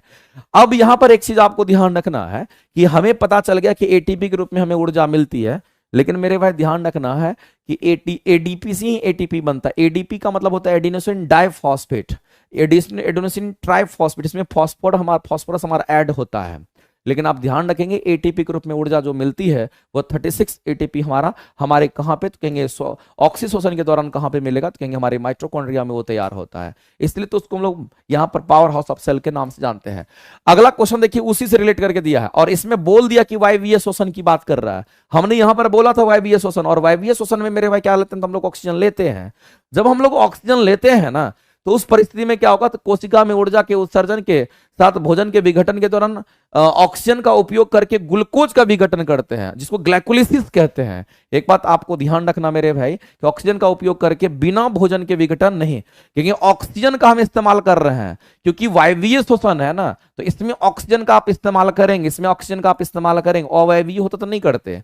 तो ऑक्सीजन का आप इस्तेमाल करके, ऑक्सीजन का आप उपयोग करके क्या करते हैं, अपने बॉडी के अंदर ग्लूकोज को तोड़ते हैं और ग्लूकोज का विघटन कराते हैं। तो इसी प्रक्रिया को हम लोग ग्लाइकोलिसिस कहते हैं। इसी को हम लोग क्या कहते हैं, यहां पर ग्लाइकोलिसिस के नाम से हम लोग जानते हैं। तो ग्लाइकोलिसिस एक प्रक्रिया है जिसमें ग्लूकोज क्या होता है, टूटता है, उसको हम लोग ग्लाइकोलिसिस के नाम से जानते हैं। ये बात आपको ध्यान रखना है।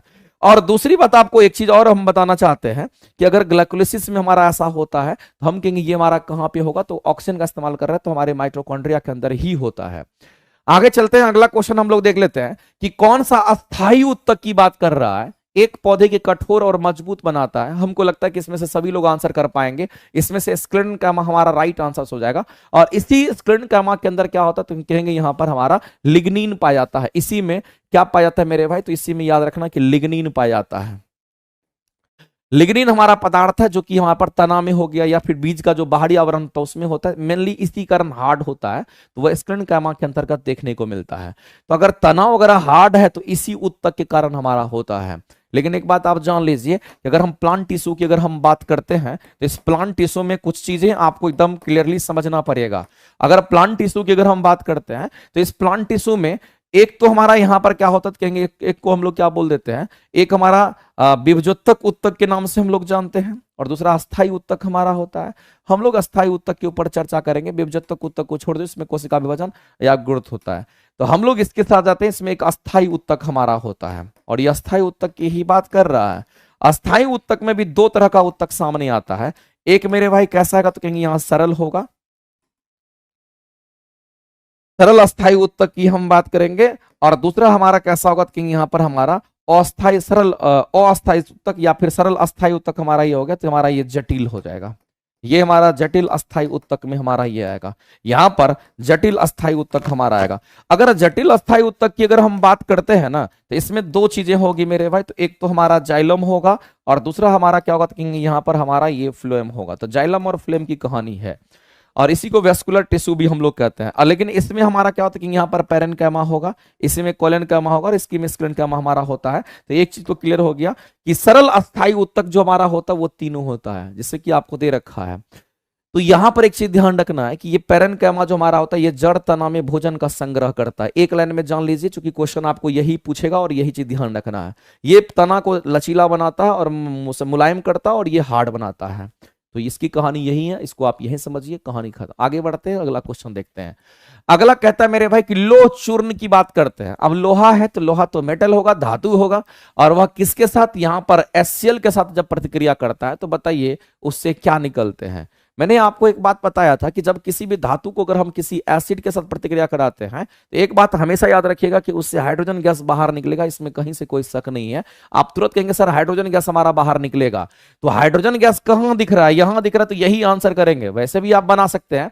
हम लोहा की बात करते हैं तो आयरन हमारा Fe होता है, इसका रिएक्शन किसके साथ, तो हम लोग एसिड के साथ HCl के साथ करा दिए, और ये जब दोनों रिएक्शन करेगा यहां पर तो ऐसी परिस्थिति में ये क्या बना लेगा, तो कहेंगे यहां पर FeCl2 का निर्माण करेगा और यहां से हाइड्रोजन गैस हमारा रिलीज होकर के बाहर चला जाएगा। अब यहां पर अगर बैलेंस करना है तो दो को क्लोरीन है, यहां पर एक ही क्लोरीन है, तो आप दो से मल्टीप्लाई कर दीजिए, दो हाइड्रोजन यहां तो दो हाइड्रोजन यहां भी हो गया। ये कंप्लीटली बैलेंस्ड इक्वेशन होगा। आपको क्या प्राप्त हुआ, तो हाइड्रोजन गैस, आपको क्या प्राप्त हुआ, तो आयरन क्लोराइड की हम बात करते हैं, वही चीज आपके सामने में यहां पर दे रखा है।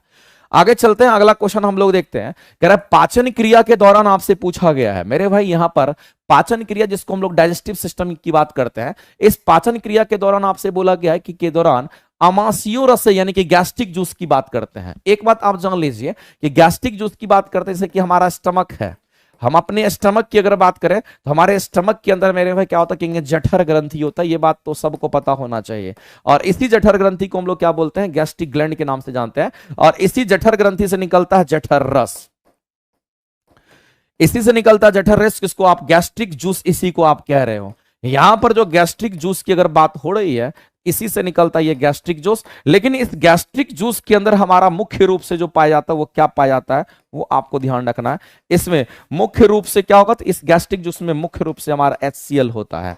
अब ये जो HCl हमारा है, ये HCl की हम बात करें, गैस्ट्रिक जूस से अगर हम बात करें यहां पर, ये मुख्य रूप से हमारा क्या होता है यहां पर, हाँ मुख्य रूप से हमारा क्या होता है यहां पर गैस हमारा HCl ही होता है। इसमें हाइड्रोक्लोरिक अम्ल की हम बात करते हैं, ये HCl हमारा होता है। अब होता क्या है कि मुख्य रूप से हमारा ये सिक्रेट करता है और कह रहा है कि पाचन क्रिया के दौरान अमाशय रस में गैस्ट्रिक जूस का जो पीएच मान हमारा कितना होगा। तो मेरे भाई जब गैस्ट्रिक जूस की बात कर रहा है उसमें HCl अगर होगा तो ये तो हाईली एसिडिक होता है। ये हमारा कैसा होगा कि यहां पर हम कहेंगे, यहां पर एक लाइन में आप जान लीजिए कि ये हमारा हाईली एसिडिक होगा, प्रबल अम्ल होता है। और अगर कोई हाईली एसिडिक होगा ना तो इसका पीएच वैल्यू की अगर बात करेंगे तो 7 से कम ही होगा, 7 से कभी ज्यादा नहीं होगा। तो ऐसे में इस परिस्थिति में आंसर हमारे यही होंगे। और वैसे भी HCl का पीएच मान 2 से लेकर के 5 के बीच में होता है, ये बात आपको ध्यान रखना है। ठीक है, तो आप मोर देन या 7 तो हमारा नहीं होगा, आंसर करेंगे 7 से कम ही हमारा करेक्ट होगा। और यही HCl से बचने के लिए आप देखिएगा कि आपके बॉडी के अंदर, आपके स्टमक के अंदर क्या होता है, छोटी आंत बड़ी आंत होती है ना, उस छोटी आंत बड़ी आंत की अगर हम बात करते हैं उसमें म्यूकस होता है, अंदर में लेयर होता है। इसी HCl से उसको क्या करता है, सुरक्षा प्रदान करता है, क्योंकि ये एसिड है, आपको समझना पड़ेगा। आगे चलते, ऐसी कौन सी धातु जिसका इस्तेमाल फिलामेंट के रूप में करते हैं, टंगस्टन का करते हैं। आप सभी लोग जानते हैं टंगस्टन का मेल्टिंग पॉइंट काफी ज्यादा होता है और ये आपका इसीलिए इस्तेमाल हो जाता है। अगला हमारे सामने में दे रखा है, अगर हम बात करते हैं यहां पर आंतरीय रस का स्रावन जो होता है हमारे कहां से होता है। देखिए आंतरीय रस बोला है, यानी कहने का मतलब है जो हमारा इंटेस्टाइन होता है, इंटेस्टाइनल जूस की बात कर रहा है। इंटेस्टाइन का मतलब क्या होता है, हमारा स्मॉल इंटेस्टाइन या फिर हम कहते हैं लार्ज इंटेस्टाइन कहते हैं, छोटी आंत या बड़ी आंत की बात कर रहे हैं। तो यहां पर आपको लिख दिया है इंटेस्टाइनल, यानी इंटेस्टाइन से रिलेटेड है। अगर इंटेस्टाइन बोले तो हमारा छोटी आंत या बड़ी आंत दोनों होगा, उसके अंदर में ये जूस बनता है। आपको ध्यान रखना है कि हमारा जो छोटी आंत है, हमारा जो बड़ी आंत है, उसी में ये जूस का निर्माण होता है, जिसको हम लोग इंटेस्टाइनल जूस के नाम से हम लोग जानते हैं। तो अब यहां पर बात आती है कि जो हमारा इंटेस्टाइन होता है, अगर हम इसकी बात करते हैं तो ये जो इंटेस्टाइन हमारा होता है, जिसको हम लोग आंत कहते हैं, आपको एक बात समझना पड़ेगा, जो आंत हमारा है ये 2 पार्ट्स में होता है। एक हम लोग जानते हैं कि हमारा एक छोटी आंत होगी जिसको स्मॉल इंटेस्टाइन कहते हैं, और एक हमारा कैसे तो कहेंगे यहाँ पर बड़ी आंत होगी जिसको हम लोग यहाँ पर लार्ज इंटेस्टाइन बोलते हैं। छोटी आंत की अगर बात करते हैं ना तो इसके अलग अलग हमारे नाम है। ड्यूडेनम की हम बात करते हैं, जैजुनम की हम बात करते हैं और इलियम की हम बात करते हैं। इसी तरीके से बड़ी आंत में भी होता है, आप जानते हो मेरे भाई, यहाँ पर सिकम की बात करते हैं, यहाँ पर कोलोन की बात करते हैं, और यहाँ पर हम लोग किसकी बात करेंगे तो यहां पर रेक्टम की बात करते हैं। तो सबसे ऊपर में आप देख लीजिए कि यहां पर हमारा क्या होता है कि यहां पर सिकम की हम बात करेंगे। हम किसकी बात करते हैं, सिकम की बात करते हैं। दूसरा हमारा क्या होता है, कोलोन की हम बात करेंगे। और तीसरा हमारा क्या होता है, यहां पर हम रेक्टम की हम बात करेंगे। अब मामला यह है कि अगर हम सिकम की अगर हम बात कर लेते हैं, ये जो हमारा सिकम है, अगर हम इसकी बात कर लेते हैं तो आपको एक चीज ध्यान रखना है, इसके अंदर चाहे इसके अंदर चाहे इसके अंदर चाहे ड्यूडेनम, जेजुनम और इलियम, किसी के अंदर वाले भाग में म्यूकस भी होता है और अंदर वाले भाग में मेरे भाई वो जूस भी हमारा होता है। और उस जूस की अगर हम बात करते हैं तो भोजन वगैरह का परिवहन कराने में भी हेल्प करता है। तो एक्चुअली में ये किस में होगा, तो हमारे छोटी आंत बड़ी आंत के अंदर में होता है। तो सिकम की बात हो रही तो सिकम दे रखा है, और सिकन कहेंगे हमारे बड़ी आंत का भाग होता है, अंदर का भाग होता है। तो याद रखना ये जो जूस होता है ये आंत के आंतरिक भाग में मौजूद होता है। आंत के आंतरिक भाग की हम बात करते हैं, जो आंत होता है उसके आंतरिक भाग की अगर हम बात करते हैं उसमें ये जूस हमारा सिक्रेट करता है वहीं से। तो आप ध्यान रखेंगे, इस क्वेश्चन का आंसर करेंगे ऑप्शन नंबर ए, आपका राइट हो जाएगा। नाम से ही पता चल रहा था और कुछ करना वरना है नहीं, आप आंसर कर सकते हैं। अगला क्वेश्चन देख लीजिए कि प्रकाश की उपस्थिति में बोला गया है, यानी कहने वाला फोटोसिंथेसिस की बात होती है। एक बात आप जान ली कि जो फोटोसिंथेसिस हमारा होता है वो प्रकाश के प्रेजेंस में ही होता है, लाइट के प्रेजेंस में होता है, लेकिन उस समय भी एटीपी का निर्माण होता है। लेकिन आपको ध्यान रखना है कि प्रकाश संश्लेषण के दौरान जो हमारा एटीपी का निर्माण होता है वो 18 एटीपी ऊर्जा बनता है। कितना एटीपी, 18 एटीपी बनता है। ये बात आपको ध्यान रखना है। तो प्रकाश की उपस्थिति में हो क्या रहा है, तो एडीपी से एटीपी का निर्माण हो रहा है। यानी कहने का मतलब है आप यहां से डायरेक्ट देख सकते हो और आप कह सकते हो कि अगर हम यहां पर एडीपी की अगर हम बात करते हैं और एडीपी से क्या बन रहा है, तो हम कहेंगे यहां पर एटीपी की हम बात करेंगे। तो एडीपी से हमारा एटीपी अगर बन रहा है तो हम लोग क्या देख रहे हैं कि यहां पर नाम से ही पता चलता है कि यहां पर डाइफॉस्फोरस है। ये एडीपी कहने का मतलब मेरे भाई हम लोग कह सकते हैं यहां पर एडिनोसिन हम लोग डाइफॉस्फेट कहते हैं, इसको हम लोग क्या कहेंगे तो यहां पर इसको हम लोग यहां पर डाइफॉस्फेट के नाम से हम लोग जानते हैं। लेकिन अगर हम लोग देखते हैं ना तो यहां पर क्या कहेंगे A4 एडिनोसिन हमारा होगा। A4 हमारा क्या होता है कि यहां पर एडेनोसिन की अगर हम बात करेंगे और टी मतलब ट्राई होता है तो यहां पर हमारा ट्राइफॉस्फेट की हम बात करेंगे। हम किसकी बात करेंगे तो ट्राइफॉस्फेट की हम यहां पर बात करते हैं, ये हमारा ट्राइफॉस्फेट होता है। अब मामला ये है कि अगर डाई की बात करेंगे तो इस डाई का मतलब दो होता है, डाई का मतलब दो होता है, और ये ट्राई की अगर बात करेंगे ट्राई का मतलब मेरे भाई यहां पर तीन होता है। तो आप गौर से देख लिए यहां दो गो फॉस्फोरस से यहां तीन गो फॉस्फोरस हो रहा है, इसका मतलब इसमें फॉस्फोरस ऐड हो रहा है। ऐसे प्रोसेस में की बात करते हैं तो यहां पर हम लोग फॉस्फोरस की अगर बात करते हैं तो यहां पर फॉस्फोरस हमारा ऐड होता है। तो एस फॉस्फोरस जिस प्रोसेस से हमारा ऐड होता है उस फॉस्फोरस को हम लोग क्या कहेंगे, वो भी हमारा किसके दौरान होता है तो प्रकाश संश्लेषण के दौरान होगा। तो ऐसे परिस्थिति में इसका नाम ही होता है मेरे भाई क्या कहेंगे तो यहां पर फोटो यानी कि आप कहेंगे फोटोसिंथेसिस के दौरान होगा, और इसको हम लोग बोलते हैं यहां पर फॉस्फोरिलेशन, फॉस्फोरिलेशन के नाम से हम लोग जानते हैं। तो ये हमारा जिस प्रोसेस की बात कर रहा है इसको चूंकि फोटो यानी कि हम कह सकते हैं यहां पर फोटोसिंथेसिस के दौरान होगा, साथ में हमारा फॉस्फोरस अगर ऐड हो रहा है एक से दो से अगर तीन बन रहा है तो इसको हम लोग सिंपली क्या कहेंगे तो यहां पर फॉस्फोरिलेशन के नाम से हम लोग जानेंगे, ये हमारा फॉस्फोरिलेशन हो जाता है। इस बात को आप ध्यान रखें, यानी इस क्वेश्चन के अगर आंसर करेंगे तो ऑप्शन बी हमारा करेक्ट हो जाएगा। तो एडीपी से एटीपी बनना हमारा फॉस्फोरिलेशन यानी फोटो फॉस्फोरिलेशन होगा, क्योंकि फोटो यहां पर जरूर ये टर्म ध्यान रखना क्योंकि फोटोसिंथेसिस के दौरान हमारा होता है। ठीक है, आंसर करेंगे ऑप्शन नंबर हमारा बी राइट हो जाएगा। आगे चलते हैं, अगला हमारा है कि अगर हम लोग बात करते हैं हमारे फेफड़ा की अगर बात करते हैं तो एक बात हम लोग जानते होंगे कि अगर हम यहां पर फेफड़ा की अगर हम बात करते हैं, अगर हम अपने लंग्स की बात करते हैं, फेफड़ा की बात करते हैं, ये हमारा क्या तो यहां पर लंग्स है। अगर लंग्स की अगर हम बात करते हैं तो इस लंग्स का बाहरी आवरण होता है, इसमें लंग्स की बाहरी झिल्ली होती है। अब इस लंग्स की जो बाहरी झिल्ली होती है ये झिल्ली को प्लूरा के नाम से हम लोग जानते हैं, इसी झिल्ली को हम लोग क्या कहते हैं यहां पर प्लूरा कहते हैं। लेकिन एक चीज हम आपको बता देना चाहते हैं, एक्चुअली में लंग्स का जो मेन फंक्शन होता है वो कार्बन डाइऑक्साइड गैस को किस में बदलता है, ये हमारा ऑक्सीजन गैस में बदल देता है। इसका मेन फंक्शन ये है क्योंकि हमारे ब्लड में कार्बन डाइऑक्साइड ऑक्सीजन दोनों का परिवहन होता है, लेकिन कार्बन डाइऑक्साइड और ऑक्सीजन में बदलने का कोई काम करता है तो वो लंग्स करता है। और इसी फेफड़ा के अंदर हम लोग क्या करते हैं श्वसन की क्रिया करते हैं। मेरे भाई एक बात ये भी पता होगा इसी में हमारा गैस भी एक्सचेंज होता है। तो फेफड़ा का यहां पर अगर बात करते हैं फेफड़ा में ही गैस एक्सचेंज होता है, ये बात भी आपको ध्यान रखना। इसी में हमारा क्या हो रहा है, यहां पर हम गैस एक्सचेंज की बात कर रहे हैं, और गैस एक्सचेंज कहने का मतलब कार्बन डाइऑक्साइड ऑक्सीजन में बदल रहा है। और ये गैस एक्सचेंज कहां पर होगा तो मेरे भाई एल्वुलाई पर होता है। एक बार नहीं कई बार ये एग्जाम क्वेश्चन पूछा है, इसको हम लोग एल्वुलाई के नाम से हम लोग जानते हैं। इसको हम लोग एल्वुलाई कहते हैं, और हिंदी में क्या कहेंगे तो इसको हम लोग कूपिका कहते हैं। इसको आप एक लाइन में आप जान लीजिए, चूंकि ये क्वेश्चंस बहुत ही ज्यादा फेमस है। वाह, बहुत बहुत धन्यवाद इसके लिए। इसी तरीके से तुम आगे बढ़ते रहो। तो ये हमारा गैस एक्सचेंज करता है। एक्चुअली में क्या होता है कि जब हम लोग सांस लेते हैं ना तो उसको अंतः श्वसन कहते हैं, यानी कि जब हम लोग सांस लेंगे तो उसको क्या कहेंगे तो अंतः श्वसन लेंगे। यानी कहने का मतलब है कि हम कितना ऑक्सीजन को अंदर ले सकते हैं। आप खींच करके देखिए, ऑक्सीजन अगर लेंगे तो वह ऑक्सीजन क्या करेगा आपके ग्लूकोज को तोड़ेगा और आपके माइटोकॉन्ड्रिया में क्या होगा कहेंगे एटीपी के रूप में ऊर्जा का निर्माण होगा। तो जाहिर सी बात है कि जो आप ऑक्सीजन लिए वो ऑक्सीजन क्या करेगा मेरे भाई यहां पर क्या करेगा, तो हम लोगों ने सांस लिया और कहेंगे कार्यात्मक अवशेष वायु का यहां पर क्या करता है उसका आयतन। यानी कहने का मतलब होता है कि आपने जो ऑक्सीजन लिया कुछ ऑक्सीजन क्या करेगा तो उसमें अपना फंक्शन करेगा और कुछ ऑक्सीजन क्या होगा तो मेरे भाई यहां से बाहर निकल जाता है, जो गैस एक्सचेंज के दौरान हमारा होता है। तो ऐसी प्रोसेस में इस क्वेश्चन का आंसर करेंगे ऑप्शन नंबर ए। यहां पर मेरे भाई ये कार्यात्मक जो टर्म लिखा हुआ है ना ये कहीं ना कहीं यहां पर हमारा क्या तो इंपॉर्टेंट है। आगे चलते हैं, अगला क्वेश्चन है कि वसीय अम्ल जिसको हम लोग फैटी एसिड कहते हैं और ग्लिसरॉल की हम बात करते हैं। तो हम लोग जानते हैं कि जब फैट टूटता है, जब वसा टूटता है तो वसीय अम्ल और ग्लिसरॉल में निर्माण होता है। इसका मतलब ये है दोनों के दोनों हमारे वसा का ही पार्ट है।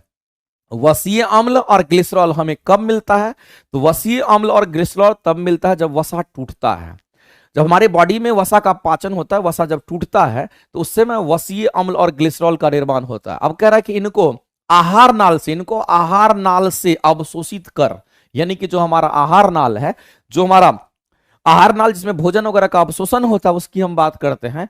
कर विभिन्न अंगों तक पहुंचाने का जो कार्य करता है मुख्य रूप से अगर देखेंगे तो ध्यान रखना, चूंकि ये फैट की बात हो रही है तो मेरे भाई फैट को पचाने का काम, फैट को ले जाने का काम यहां पर अगर हमारा कोई करेगा तो हम कहेंगे, किसको कहेंगे, हमारे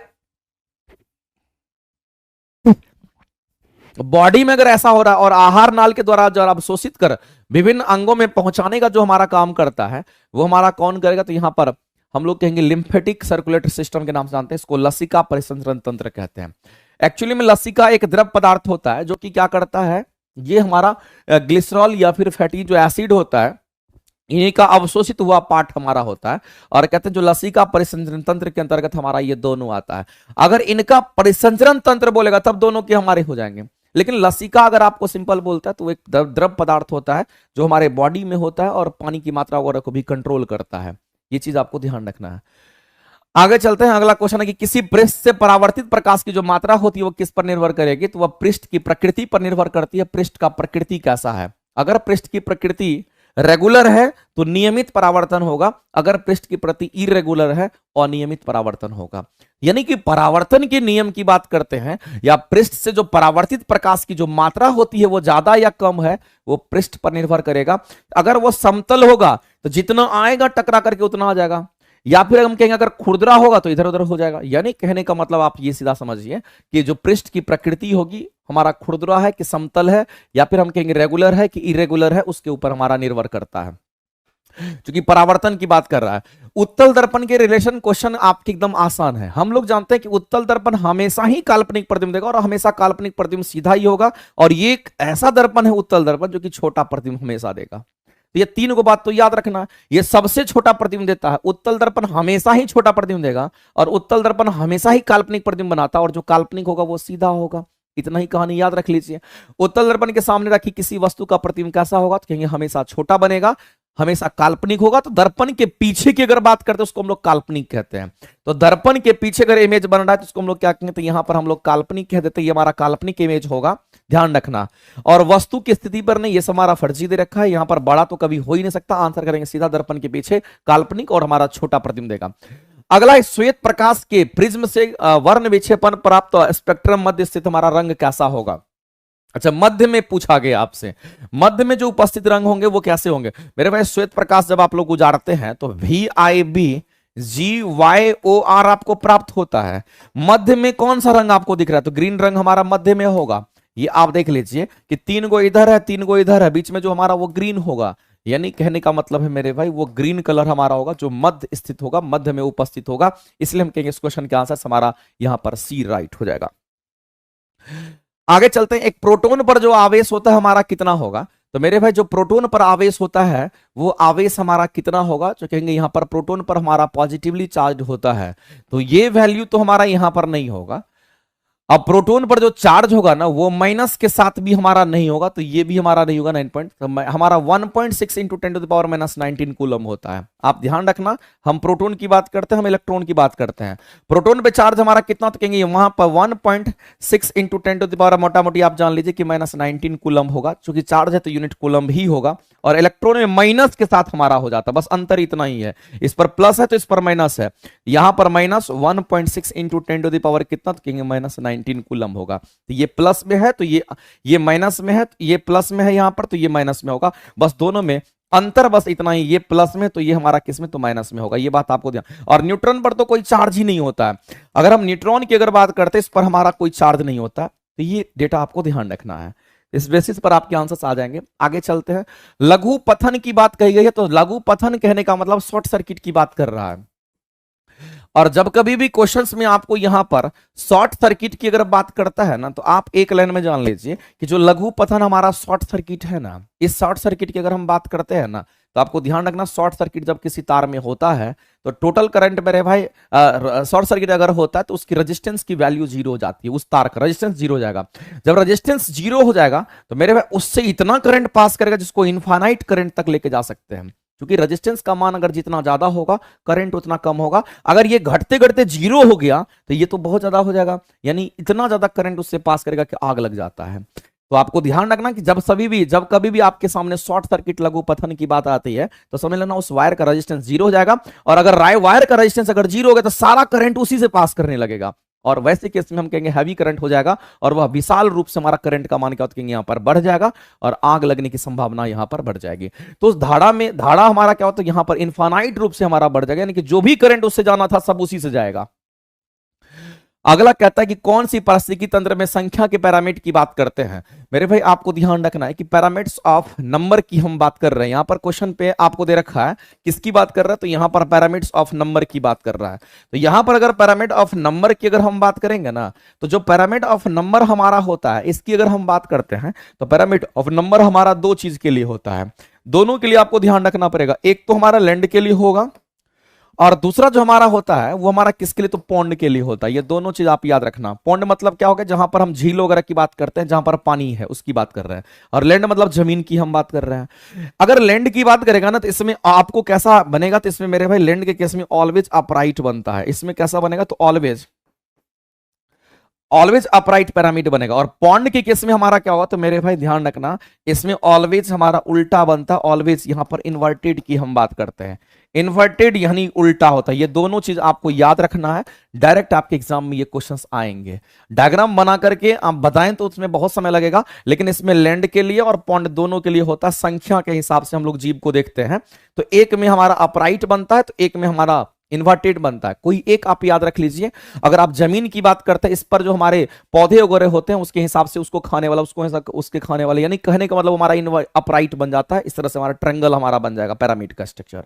तो इसमें ऑलवेज अपराइट बनेगा और इसमें इन्वर्टेड बनेगा। अगर इसके डायग्राम्स को अगर देखना चाहते हैं तो एक्चुअली में आपको सिंपल वे में हम डायग्राम दिखा रहे हैं, ऐसे करके ऑर्डर में रहता है। और इन्वर्टेड मतलब उल्टा हो गया, यानी कि उधर ऊपर में ज्यादा नीचे में हमारा कम हो जाएगा। तो इस एक्वेटिक की अगर बात करते हैं या फिर अगर हम लोग पॉन्ड की बात करते हैं उसमें हमारा ऐसा होता है। इसको इन्वर्टेड कहेंगे, इसको हम लोग अपराइट कहते हैं। एक और चीज, इसीलिए इस क्वेश्चन का अगर आंसर करेंगे तो जो संख्या के पैरामीटर हमारे होंगे वो सीधा बनता है। किसमें बनेगा सीधा, तो लैंड वाले में बनेगा। तो लैंड कहां, तो ग्रासलैंड की बात कही जा रही है। इसका मतलब है मेरे भाई ऑप्शन नंबर सी हमारा करेक्ट हो जाएगा। तालाब वाले की अगर बात करेगा तो इसमें इन्वर्टेड यानी उल्टा बनेगा। अब एक चीज आप जान लीजिए, पैरामीटर्स ऑफ एनर्जी की जब हम बात करते हैं ना, तो ये भी क्वेश्चंस आपका पूछता है कि अगर पैरामीटर्स ऑफ एनर्जी की अगर हम बात करते हैं तो आपको ध्यान रखना है कि यहां पर जो पैरामीटर्स ऑफ एनर्जी की अगर बात करेगा ना, ये ऑलवेज अपराइट बनता है। ये चीज आपको एकदम नहीं भूलना है। ये कैसा बनेगा, तो ऑलवेज आपका अपराइट बनता। एक लाइन में आप जान लीजिए कि हमेशा हमेशा की तरह हमेशा इसमें कभी इन्वर्टेड होगा नहीं, इसमें हमेशा सीधा बनेगा, कभी उल्टा नहीं बन सकता है। हम लोग पैरामीटर्स ऑफ एनर्जी की बात कर रहे हैं। और भी होता है पैरामीटर्स ऑफ बायोमास भी होता है, लेकिन आप ये दोनों कम से कम पहले आप ध्यान रख लीजिएगा। आगे चलते हैं। अगला क्वेश्चन मेरे भाई इतना आसान है कि कई बार आप कर चुके होंगे कि 1 विलियन में हाइड्रोजन आयन का कंसेंट्रेशन, H+ का कंसेंट्रेशन आपको इतना दे रखा है मोल प्रति लीटर। आपसे पीएच मान पूछा गया है, आपको इतना दे रखा है, पीएच मान तो 7 ही होगा। कैलकुलेशन करके भी तुम देख सकते हो। तो मेरे भाई हमको लगता है कि आपको आना चाहिए। अगर H+ के कंसेंट्रेशन की अगर हम बात करते हैं तो ये H+ का कंसेंट्रेशन आपको दे रखा है कितना, तो 1 × 10⁻⁷ दे रखा है। इतना मोल प्रति लीटर, और कंसेंट्रेशन का जो यूनिट होता है वो मोल प्रति लीटर होता है।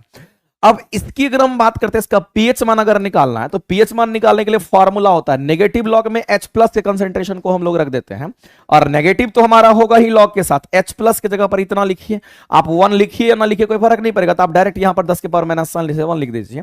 और इसको सॉल्व करने का तरीका होता है कि जो पावर में होगा वो गुणनफल में आ जाता है, और -7 माइनस यहां पर है ही, ये +7 आपका हो जाएगा, और 7 लॉग आपका 10 होगा। और लॉग का जो बेस होता है ना वो हमेशा 10 होता है, याद रखना। और ऐसी परिस्थिति में अगर log 10 और बेस भी 10 होगा तो उसकी वैल्यू 1 हो जाती है। तो ऐसे केस में आप कहेंगे यहां पर हमारा पीएच मान कितना, तो कहेंगे 7 आ जाएगा। तो आंसर आप ऐसे भी डायरेक्ट कह सकते थे, इसमें और कुछ करने की जरूरत नहीं थी, आप डायरेक्ट भी आंसर कर सकते थे। अगला दे रखा कि अगर हम लोग तनु सल्फ्यूरिक एसिड और मैंगनीज के साथ अगर अभिक्रिया कराते हैं, यानी कहने वाला एक तो हमारा मैंगनीज है, इसका रिएक्शन हम किसके साथ कराएंगे, तो H2SO4 के साथ कराएंगे। इनके साथ में हम रिएक्शन करा देते हैं, और जब इनके साथ ये रिएक्शन करेगा मेरे भाई, तो ये मैग्नीज क्या करेगा, तो रिएक्शन करके यहां पर हम कहेंगे मैग्नीशियम सल्फेट का निर्माण करेगा। सॉरी, मैग्नीज सल्फेट, यानी कि यहां पर कह सकते हैं MnSO4 का निर्माण करेगा, और यहां से हमारा क्या कहेंगे हाइड्रोजन गैस हमारा यहां से बाहर निकल जाएगा। तो आप यहां पर कह सकते हैं कि तनु सल्फ्यूरिक एसिड का रिएक्शन, ये हमारा मेरे भाई तनु की बात कर रहा है, यानी कि डाइल्यूट सल्फ्यूरिक एसिड की बात कर। अगर यहां कंसंट्रेटेड होता तब हाइड्रोजन गैस रिलीज नहीं करता है, याद रखना इस बात को भी, क्वेश्चन कई बार पूछता है। इसमें दो तरह के हमारे H2SO4 का हम इस्तेमाल करेंगे। अगर यहां पर हम तनु या डाइल्यूट H2SO4 की अगर बात करेंगे तो हाइड्रोजन गैस रिलीज करेगा, लेकिन अगर इस जगह पर अगर H2SO4 हमारा तनु नहीं है, हमारा सांद्रण होगा, कंसंट्रेटेड अगर होगा, तो फिर H2SO4 यहां पर हमारा हाइड्रोजन गैस रिलीज नहीं करेगा। तो ये क्वेश्चंस कई बार आता है कि मैग्नीज हमारा अगर H2SO4 के साथ रिएक्शन करेगा तो हाइड्रोजन गैस देगा कि नहीं देगा, तो कई केसेस में आपको नहीं देखने को मिलता है। वैसा इसलिए होता है कि ये कंसंट्रेटेड H2SO4 होगा तो, लेकिन अगर ये हमारा डाइल्यूट होगा तो हाइड्रोजन गैस यहां से रिलीज करेगा ही करेगा। और साथ साथ हमें ये बनाता है जिसको हम लोग MnSO4 के नाम से हम लोग जानते हैं। तो ये अगर डाइल्यूट है तो ये निकलेगा, अगर ये कंसंट्रेटेड है तो ये नहीं निकलेगा, तब हमारा H2O बन जाता है, हाइड्रोजन गैस नहीं रहेगा, वो हमारा पानी बन जाता है। तो आपको ध्यान रखना है, यहां पर तनु बोल दिया है, और तनु की जब बात करेगा, डाइल्यूट की जब बात करेगा तो हाइड्रोजन गैस रिलीज करेगा, तो हाइड्रोजन गैस के साथ हमारा MnSO4 का निर्माण करेगा। ऑप्शन नंबर हमारा ए करेक्ट हो जाएगा। तो आपको ये ध्यान रखना है, दोनों में यही डिफरेंस होते हैं और क्वेश्चन आपका आता है। अगला क्वेश्चन मेरे भाई दे रखा है कि एसिटिल्डिहाइड की अगर हम बात करते हैं और उसका APSC नेम आपसे पूछ लिया गया है, और आप बता दीजिए मेरे भाई जो एसिटिल्डिहाइड है उसका APSC नेम हमारा क्या होगा। हम जानना चाहेंगे मेरे भाई, ये एथेनॉल को ही हम लोग कहते हैं, किसको बोलेंगे, तो एसिटल्डिहाइड की अगर बात करते हैं उसका जो APSC नेम होगा हमारा क्या होता है, यहाँ पर एथेनॉल की बात करते हैं। देखो एथेनॉल नहीं है, ये एथेनॉल हमारा है, ETHANAL है हमारा। एथेनॉल हमारा दूसरा होता है। अगर हम एथेनॉल की अगर हम बात करते हैं, ETHANOL की अगर बात करते हैं, तो ये हमारा क्या, तो कहेंगे यहाँ पर इथाइल अल्कोहल का APSC नेम होता है। ये किसका होगा, तो कहेंगे यहाँ पर हमारा ये इथाइल अल्कोहल का APSC नेम होता है, ये इथाइल अल्कोहल का होता है। इसी तरीके से मेथेनॉल भी होता है। तो आपको ध्यान रखना है कि मेथेनॉल की अगर हम बात करते हैं तो मेथेनॉल भी APSC नेम है, लेकिन ये किसका होता है, तो आपको ध्यान रखना है ये हमारा मिथाइल अल्कोहल का होता है। लेकिन यहां पर जो क्वेश्चन है वो एथेनॉल है, और एथेनॉल में जो AL लास्ट में लगा हुआ है ना, ये कहीं ना कहीं मेरे भाई एल्डिहाइड को बताता है, उसका फंक्शनल ग्रुप होता है। इसलिए एथेनॉल नहीं करेंगे, ये तो एकदम नहीं होगा। एथीन भी नहीं होगा, तो एथेनॉल हमारा होगा। ऑप्शन नंबर बी के साथ आप जाएंगे और वही उसका APSC नेम होगा। अगला क्वेश्चन है कि समतल दर्पण की अगर हम बात करते हैं तो एक चीज आप जान लीजिए कि जो हमारा प्लेन मिरर होता है, जो कि हमारा समतल दर्पण होता है, उसकी फोकस दूरी अनंत होती है। ये बात आपको किसी भी सूरत में याद रखना पड़ेगा। फोकस दूरी हमारा किसका अनंत होगा, उसके पीछे भी रीजन होता है। लेकिन आप इतना जान लीजिए मेरे भाई कि अगर हम समतल दर्पण की अगर हम बात करते हैं, हम किसकी बात कर रहे हैं, यहां पर समतल दर्पण की अगर हम बात करते हैं तो समतल दर्पण की जो त्रिज्या होती है, जो वक्रता त्रिज्या जिसको हम कहते हैं, ये अनंत होता है, याद रखना है आपको। दूसरी बात, समतल दर्पण यानी दो समतल, एक क्वेश्चन ये भी पूछता है अगर एक समतल दर्पण ये है और दूसरा समतल दर्पण हमारा ये है, और दोनों समतल दर्पण के बीच में अगर किसी वस्तु को अगर रख दिया जाएगा, यहां पर किसी आदमी को रख दीजिए, किसी वस्तु को रख दीजिए, किसी आदमी को रख दीजिए, इसके नंबर ऑफ प्रतिबिंब कितने बनेंगे। तो ध्यान रखना ये भी क्वेश्चन बहुत इंपॉर्टेंट है। यहां पर जो प्रतिबिंब की संख्या होगी वो अनंत हो जाती है। यहां पर प्रतिबिंब की संख्या क्या होगी, तो यहां पर प्रतिबिंब की संख्या भी क्या होगी, तो यहां पर अनंत होती है। तो क्वेश्चन आपको दोनों तरीके से पूछ सकता है। ये हमारा क्या, तो यहां पर समतल दर्पण है, ये समतल दर्पण के बीच में अगर रखेंगे तो अनंत प्रतिबिंब मिलेगा, ये ध्यान रखना। और समतल दर्पण अगर है तो उसकी वक्रता त्रिज्या अनंत हो जाएगी, ये भी ध्यान रखना है। तो अगर वक्रता त्रिज्या अनंत हो गया तो हम लोगों के पास एक रिलेशन होता है। हम लोग क्या जानते हैं कि जो वक्रता त्रिज्या होता है वो 2f के बराबर होता है। तो यहां से हमको फोकस दूरी का रिलेशन निकालना, तो f इक्वल टू हमारा r/2 हो जाएगा। F इक्वल टू हमारा क्या हो जाएगा, तो कहेंगे यहां पर r/2 हो जाएगा। जब F इक्वल टू हमारा r/2 हो गया तो जाहिर सी बात है रेजिस्टेंस हमारा क्या, तो कहेंगे यहां पर सॉरी, यहां पर जो हमारा वक्रता त्रिज्या वो अगर अनंत है तो हम कहेंगे सर ये अनंत डिवाइडेड बाय 2 करेंगे तो ये तो अनंत ही होगा, इसलिए फोकस दूरी भी हमारा अनंत हो जाएगा। यानी कहने के मतलब अगर r अनंत है तो हम कहेंगे f और r में डायरेक्टली रिलेशन हमारा होता है, डायरेक्टली प्रोपोर्शनल होता है। अगर ये अनंत है तो ये भी अनंत होगा, आप ऐसे भी कह सकते थे। तो हम कहेंगे यहां पर फोकस दूरी भी हमारा अनंत होता है। याद रखना मेरे भाई, जब कभी भी ऐसे क्वेश्चन आएंगे तो आप यहां से इसको रिलेट कर सकते हो, आप इस क्वेश्चन को भी बना सकते हो। तो यहां पर फोकस दूरी क्या होगा, तो कहेंगे इसके अनंत होंगे, ये बात आपको ध्यान रखना है। आगे चलते हैं। अगला क्वेश्चन हमारे सामने है कि कौन सी प्रक्रिया वाष्प को सीधे ठोस में परिवर्तित कर देगा। अब वाष्प हमारा एक प्रकार का गैस होता है और इसको सीधे के सीधे किस में, तो यहां पर ठोस में परिवर्तित करेगा। तो एक बात आप जान लीजिए, अगर हम सॉलिड्स की बात करते हैं और डायरेक्ट अगर सॉलिड हमारा वेपर बन रहा है, डायरेक्ट सॉलिड अगर गैस बनता है, तो इस प्रोसेस को हम लोग क्या कहते हैं, सब्लिमेशन कहते हैं। इसको हम लोग क्या कहते हैं, तो यहां पर सब्लिमेशन का प्रोसेस कहते हैं, और इसी को हम लोग यहां पर ऊर्ध्वपातन कहते हैं। ये लाइन एक लाइन में आप जान लीजिए। लेकिन अगर इसी का जस्ट उल्टा कर दिया जाए, यानी कहने के गैस जो है वो डायरेक्ट हमारा सॉलिड बनेगा, बीच में लिक्विड नहीं बनेगा, इसको रिवर्स सब्लिमेशन का कंसेप्ट पर हम लोग लाते हैं। ये हमारा रिवर्स सब्लिमेशन कहलाता है, और इसी को हम लोग डिपोजिशन भी कहते हैं। इसी को डिपोजिशन भी कहते हैं, और इसी को हिंदी में अगर पढ़िएगा तो आप निक्षेपण भी आप कहते हैं। तो मेरे भाई एक बात आप जान लीजिए कि जो हमारा रिवर्स सब्लिमेशन है ना, वो हमारा सब्लिमेशन का जस्ट उल्टा होता है। यानी इससे ये बना तो इससे ये बनेगा, तो उल्टा हो गया। तो आप यहां पर इनवर्स सब्लिमेशन बोलिए कि रिवर्स सब्लिमेशन बोलिए, दोनों एक ही चीज है। तो वाष्प का सीधे ठोस में यानी बीच में द्रव नहीं बनेगा। अगला है कि कथन पर विचार करिए और बताइए। मेरे भाई सोते समय तीव्र प्रकाश अवांछनीय होते हैं, बिल्कुल सही सी बात है कि आप अगर सोने जाते हैं तो जो आपका आंख होता है वो तीव्र प्रकाश को कभी भी उसके लिए सुग्राही नहीं होता है। यानी कि जो प्रकाश होना चाहिए वो आपका बहुत ही नॉर्मल प्रकाश होना चाहिए, डिम प्रकाश होना चाहिए। तो सोते समय तीव्र प्रकाश अवांछनीय होता है, ये स्टेटमेंट हमारा सही है। दूसरी बात है कि तीव्र प्रकाश में शरीर में मेलाटोनिन का उत्पादन होता है। मेरे भाई एक बात जान लीजिए कि मेलाटोनिन का जो सिक्रेशन होता है ना, ये सूरज के प्रकाश से होता है। और आपको यहां पर तीव्र प्रकाश की बात कर रहा है, ये जरूरी नहीं कि तीव्र प्रकाश होगा तभी मेलाटोनिन का सिक्रेशन होगा। आपके कम भी अगर सन की लाइट है तो वहां पर भी मेलाटोनिन का सिक्रेशन होता है। तो अगर तीव्र प्रकाश में शरीर में मेलाटोनिन का उत्पादन अधिक होता है, और इसकी अगर हम बात करते हैं, और ऊपर में जो सोते समय तीव्र प्रकाश अवांछनीय होता है, तो मेरे भाई इन दोनों में तो कोई रिलेशन हमारा नहीं मिल रहा है। लेकिन आप ध्यान रखेंगे तीव्र प्रकाश में शरीर में मेलाटोनिन का उत्पादन अधिक होता है, तो ये स्टेटमेंट हमारा किस रूप में हमारा सही हो सकता है? अगर हम इसको सूरज की प्रकाश बोलेंगे, सूरज की प्रकाश बोलेंगे तो हमारा होगा, सूरज की प्रकाश बोलेंगे तो हमारा होता है। यहां पर सिर्फ प्रकाश बोल दिया जिसकी वजह से ये गलत इंफॉर्मेशन आपका हो गया। प्रकाश हमारा कुछ भी हो सकता है, आर्टिफिशियल भी हो सकता है। अगर ये प्रकाश की जगह पे सूरज की प्रकाश होता तब ये सही होता। अगर आप सूरज की प्रकाश में निकल करके बाहर चले जाइए, आपके बॉडी से इतना मेलेटोनिन का सिक्रेशन होगा आपकी स्किन से, देखिए आपका स्किन जो होता है वो आपका काला होने लगेगा। इसीलिए लोग धूप में अगर काम करते हैं उसका बॉडी पूरा काला हो जाता है। तो ये सही है, लेकिन यहां पर मेरे भाई प्रकाश क्लियर नहीं किया कि कौन सा प्रकाश है, जिसकी वजह से इस क्वेश्चन के अगर आंसर करेंगे तो हमारा जो रीजन होगा, क्योंकि क्लेरिफिकेशन नहीं है तो इसको हम लोग यहां पर काट देंगे, केवल असर्शन ही हमारा सही होगा। तो असर्शन सही है, रीजन हमारा यहां पर गलत हो जाएगा। हम लोग सी के साथ चले जाएंगे और ऑप्शन नंबर सी के साथ हमारा करेक्ट हो जाएगा। आगे चलते हैं। अगला कहता है कि निम्नलिखित अभिक्रियाओं में से संतुलित रासायनिक समीकरण हमारा इसमें से कौन सा है?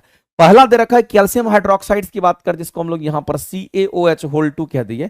इसका रिएक्शन किसके साथ में? तो कार्बन डाइऑक्साइड यानी कि CO2 के साथ कराते हैं। मेरे भाई हम लोग पहले भी जानते थे चूना पानी का जब रिएक्शन कार्बन डाइऑक्साइड के साथ होता है तो ये क्या बनाता है? कैल्शियम कार्बोनेट का निर्माण कर लेता है, और साथ ही साथ यहां से क्या निकलेगा? तो कार्बन डाइऑक्साइड गैस हमारा रिलीज होने लगता है। ये रिएक्शन हमारा होता था, और सॉरी कार्बन डाइऑक्साइड नहीं, यहां तो कार्बन डाइऑक्साइड लिया, यहां पर हमारा कितना कि यहां पर हमारा पानी की मात्रा जो होती है वाष्पीकृत होने लगती है। तो ये रिएक्शंस तो हम लोग पहले से ही पढ़ते आ रहे हैं कि ऐसा रिएक्शन हमारा होता है। जब चूना पानी का जब हम लोग घर में पुताई करते हैं, इसी चूना पानी से करते हैं, ये चूना पानी हमारा होता है, इसी से हम लोग घर की पुताई करते हैं, और हमारे वायुमंडल में कार्बन डाइऑक्साइड गैस होता है। इसके साथ स्लोली स्लोली ये रिएक्शन करेगा तो ये कैल्शियम कार्बोनेट की परत बन जाती है, और यही कैल्शियम कार्बोनेट की परत जो होती है मिल्की कलर देता है। आप देखिएगा घर की दीवारें वगैरह चमकने लगती है, और जो कुछ भी पानी की मात्रा होती है इवेपोरेट हो जाती है वहां से। तो इस रिएक्शन के लिए अगर देखिए तो ये तो हमारा परफेक्ट हमारा यहां पर सही है। और zinc silver nitrate, zinc nitrate और सिल्वर की बात कर रहा है, तो मेरे भाई जिंक सिल्वर नाइट्रेट की हम बात कर रहे हैं, और ये नाइट्रेट हमारा जिंक नाइट्रेट की अगर बात कर रहा है। और दूसरा हमारा एल्युमिनियम के साथ कॉपर क्लोराइड की बात करते हैं, एल्युमिनियम क्लोराइड और कॉपर हमारा अलग हो जाएगा। एक चीज आपको ध्यान रखना है कि चलो ठीक है, यहां पर जिंक हमारा क्या करेगा? तो सिल्वर को यहां पर डिस्प्लेस कर सकते हो। तो सिल्वर हमारा लिस्ट रिएक्टिव भी हमारा ज्यादा रिएक्टिव होता है।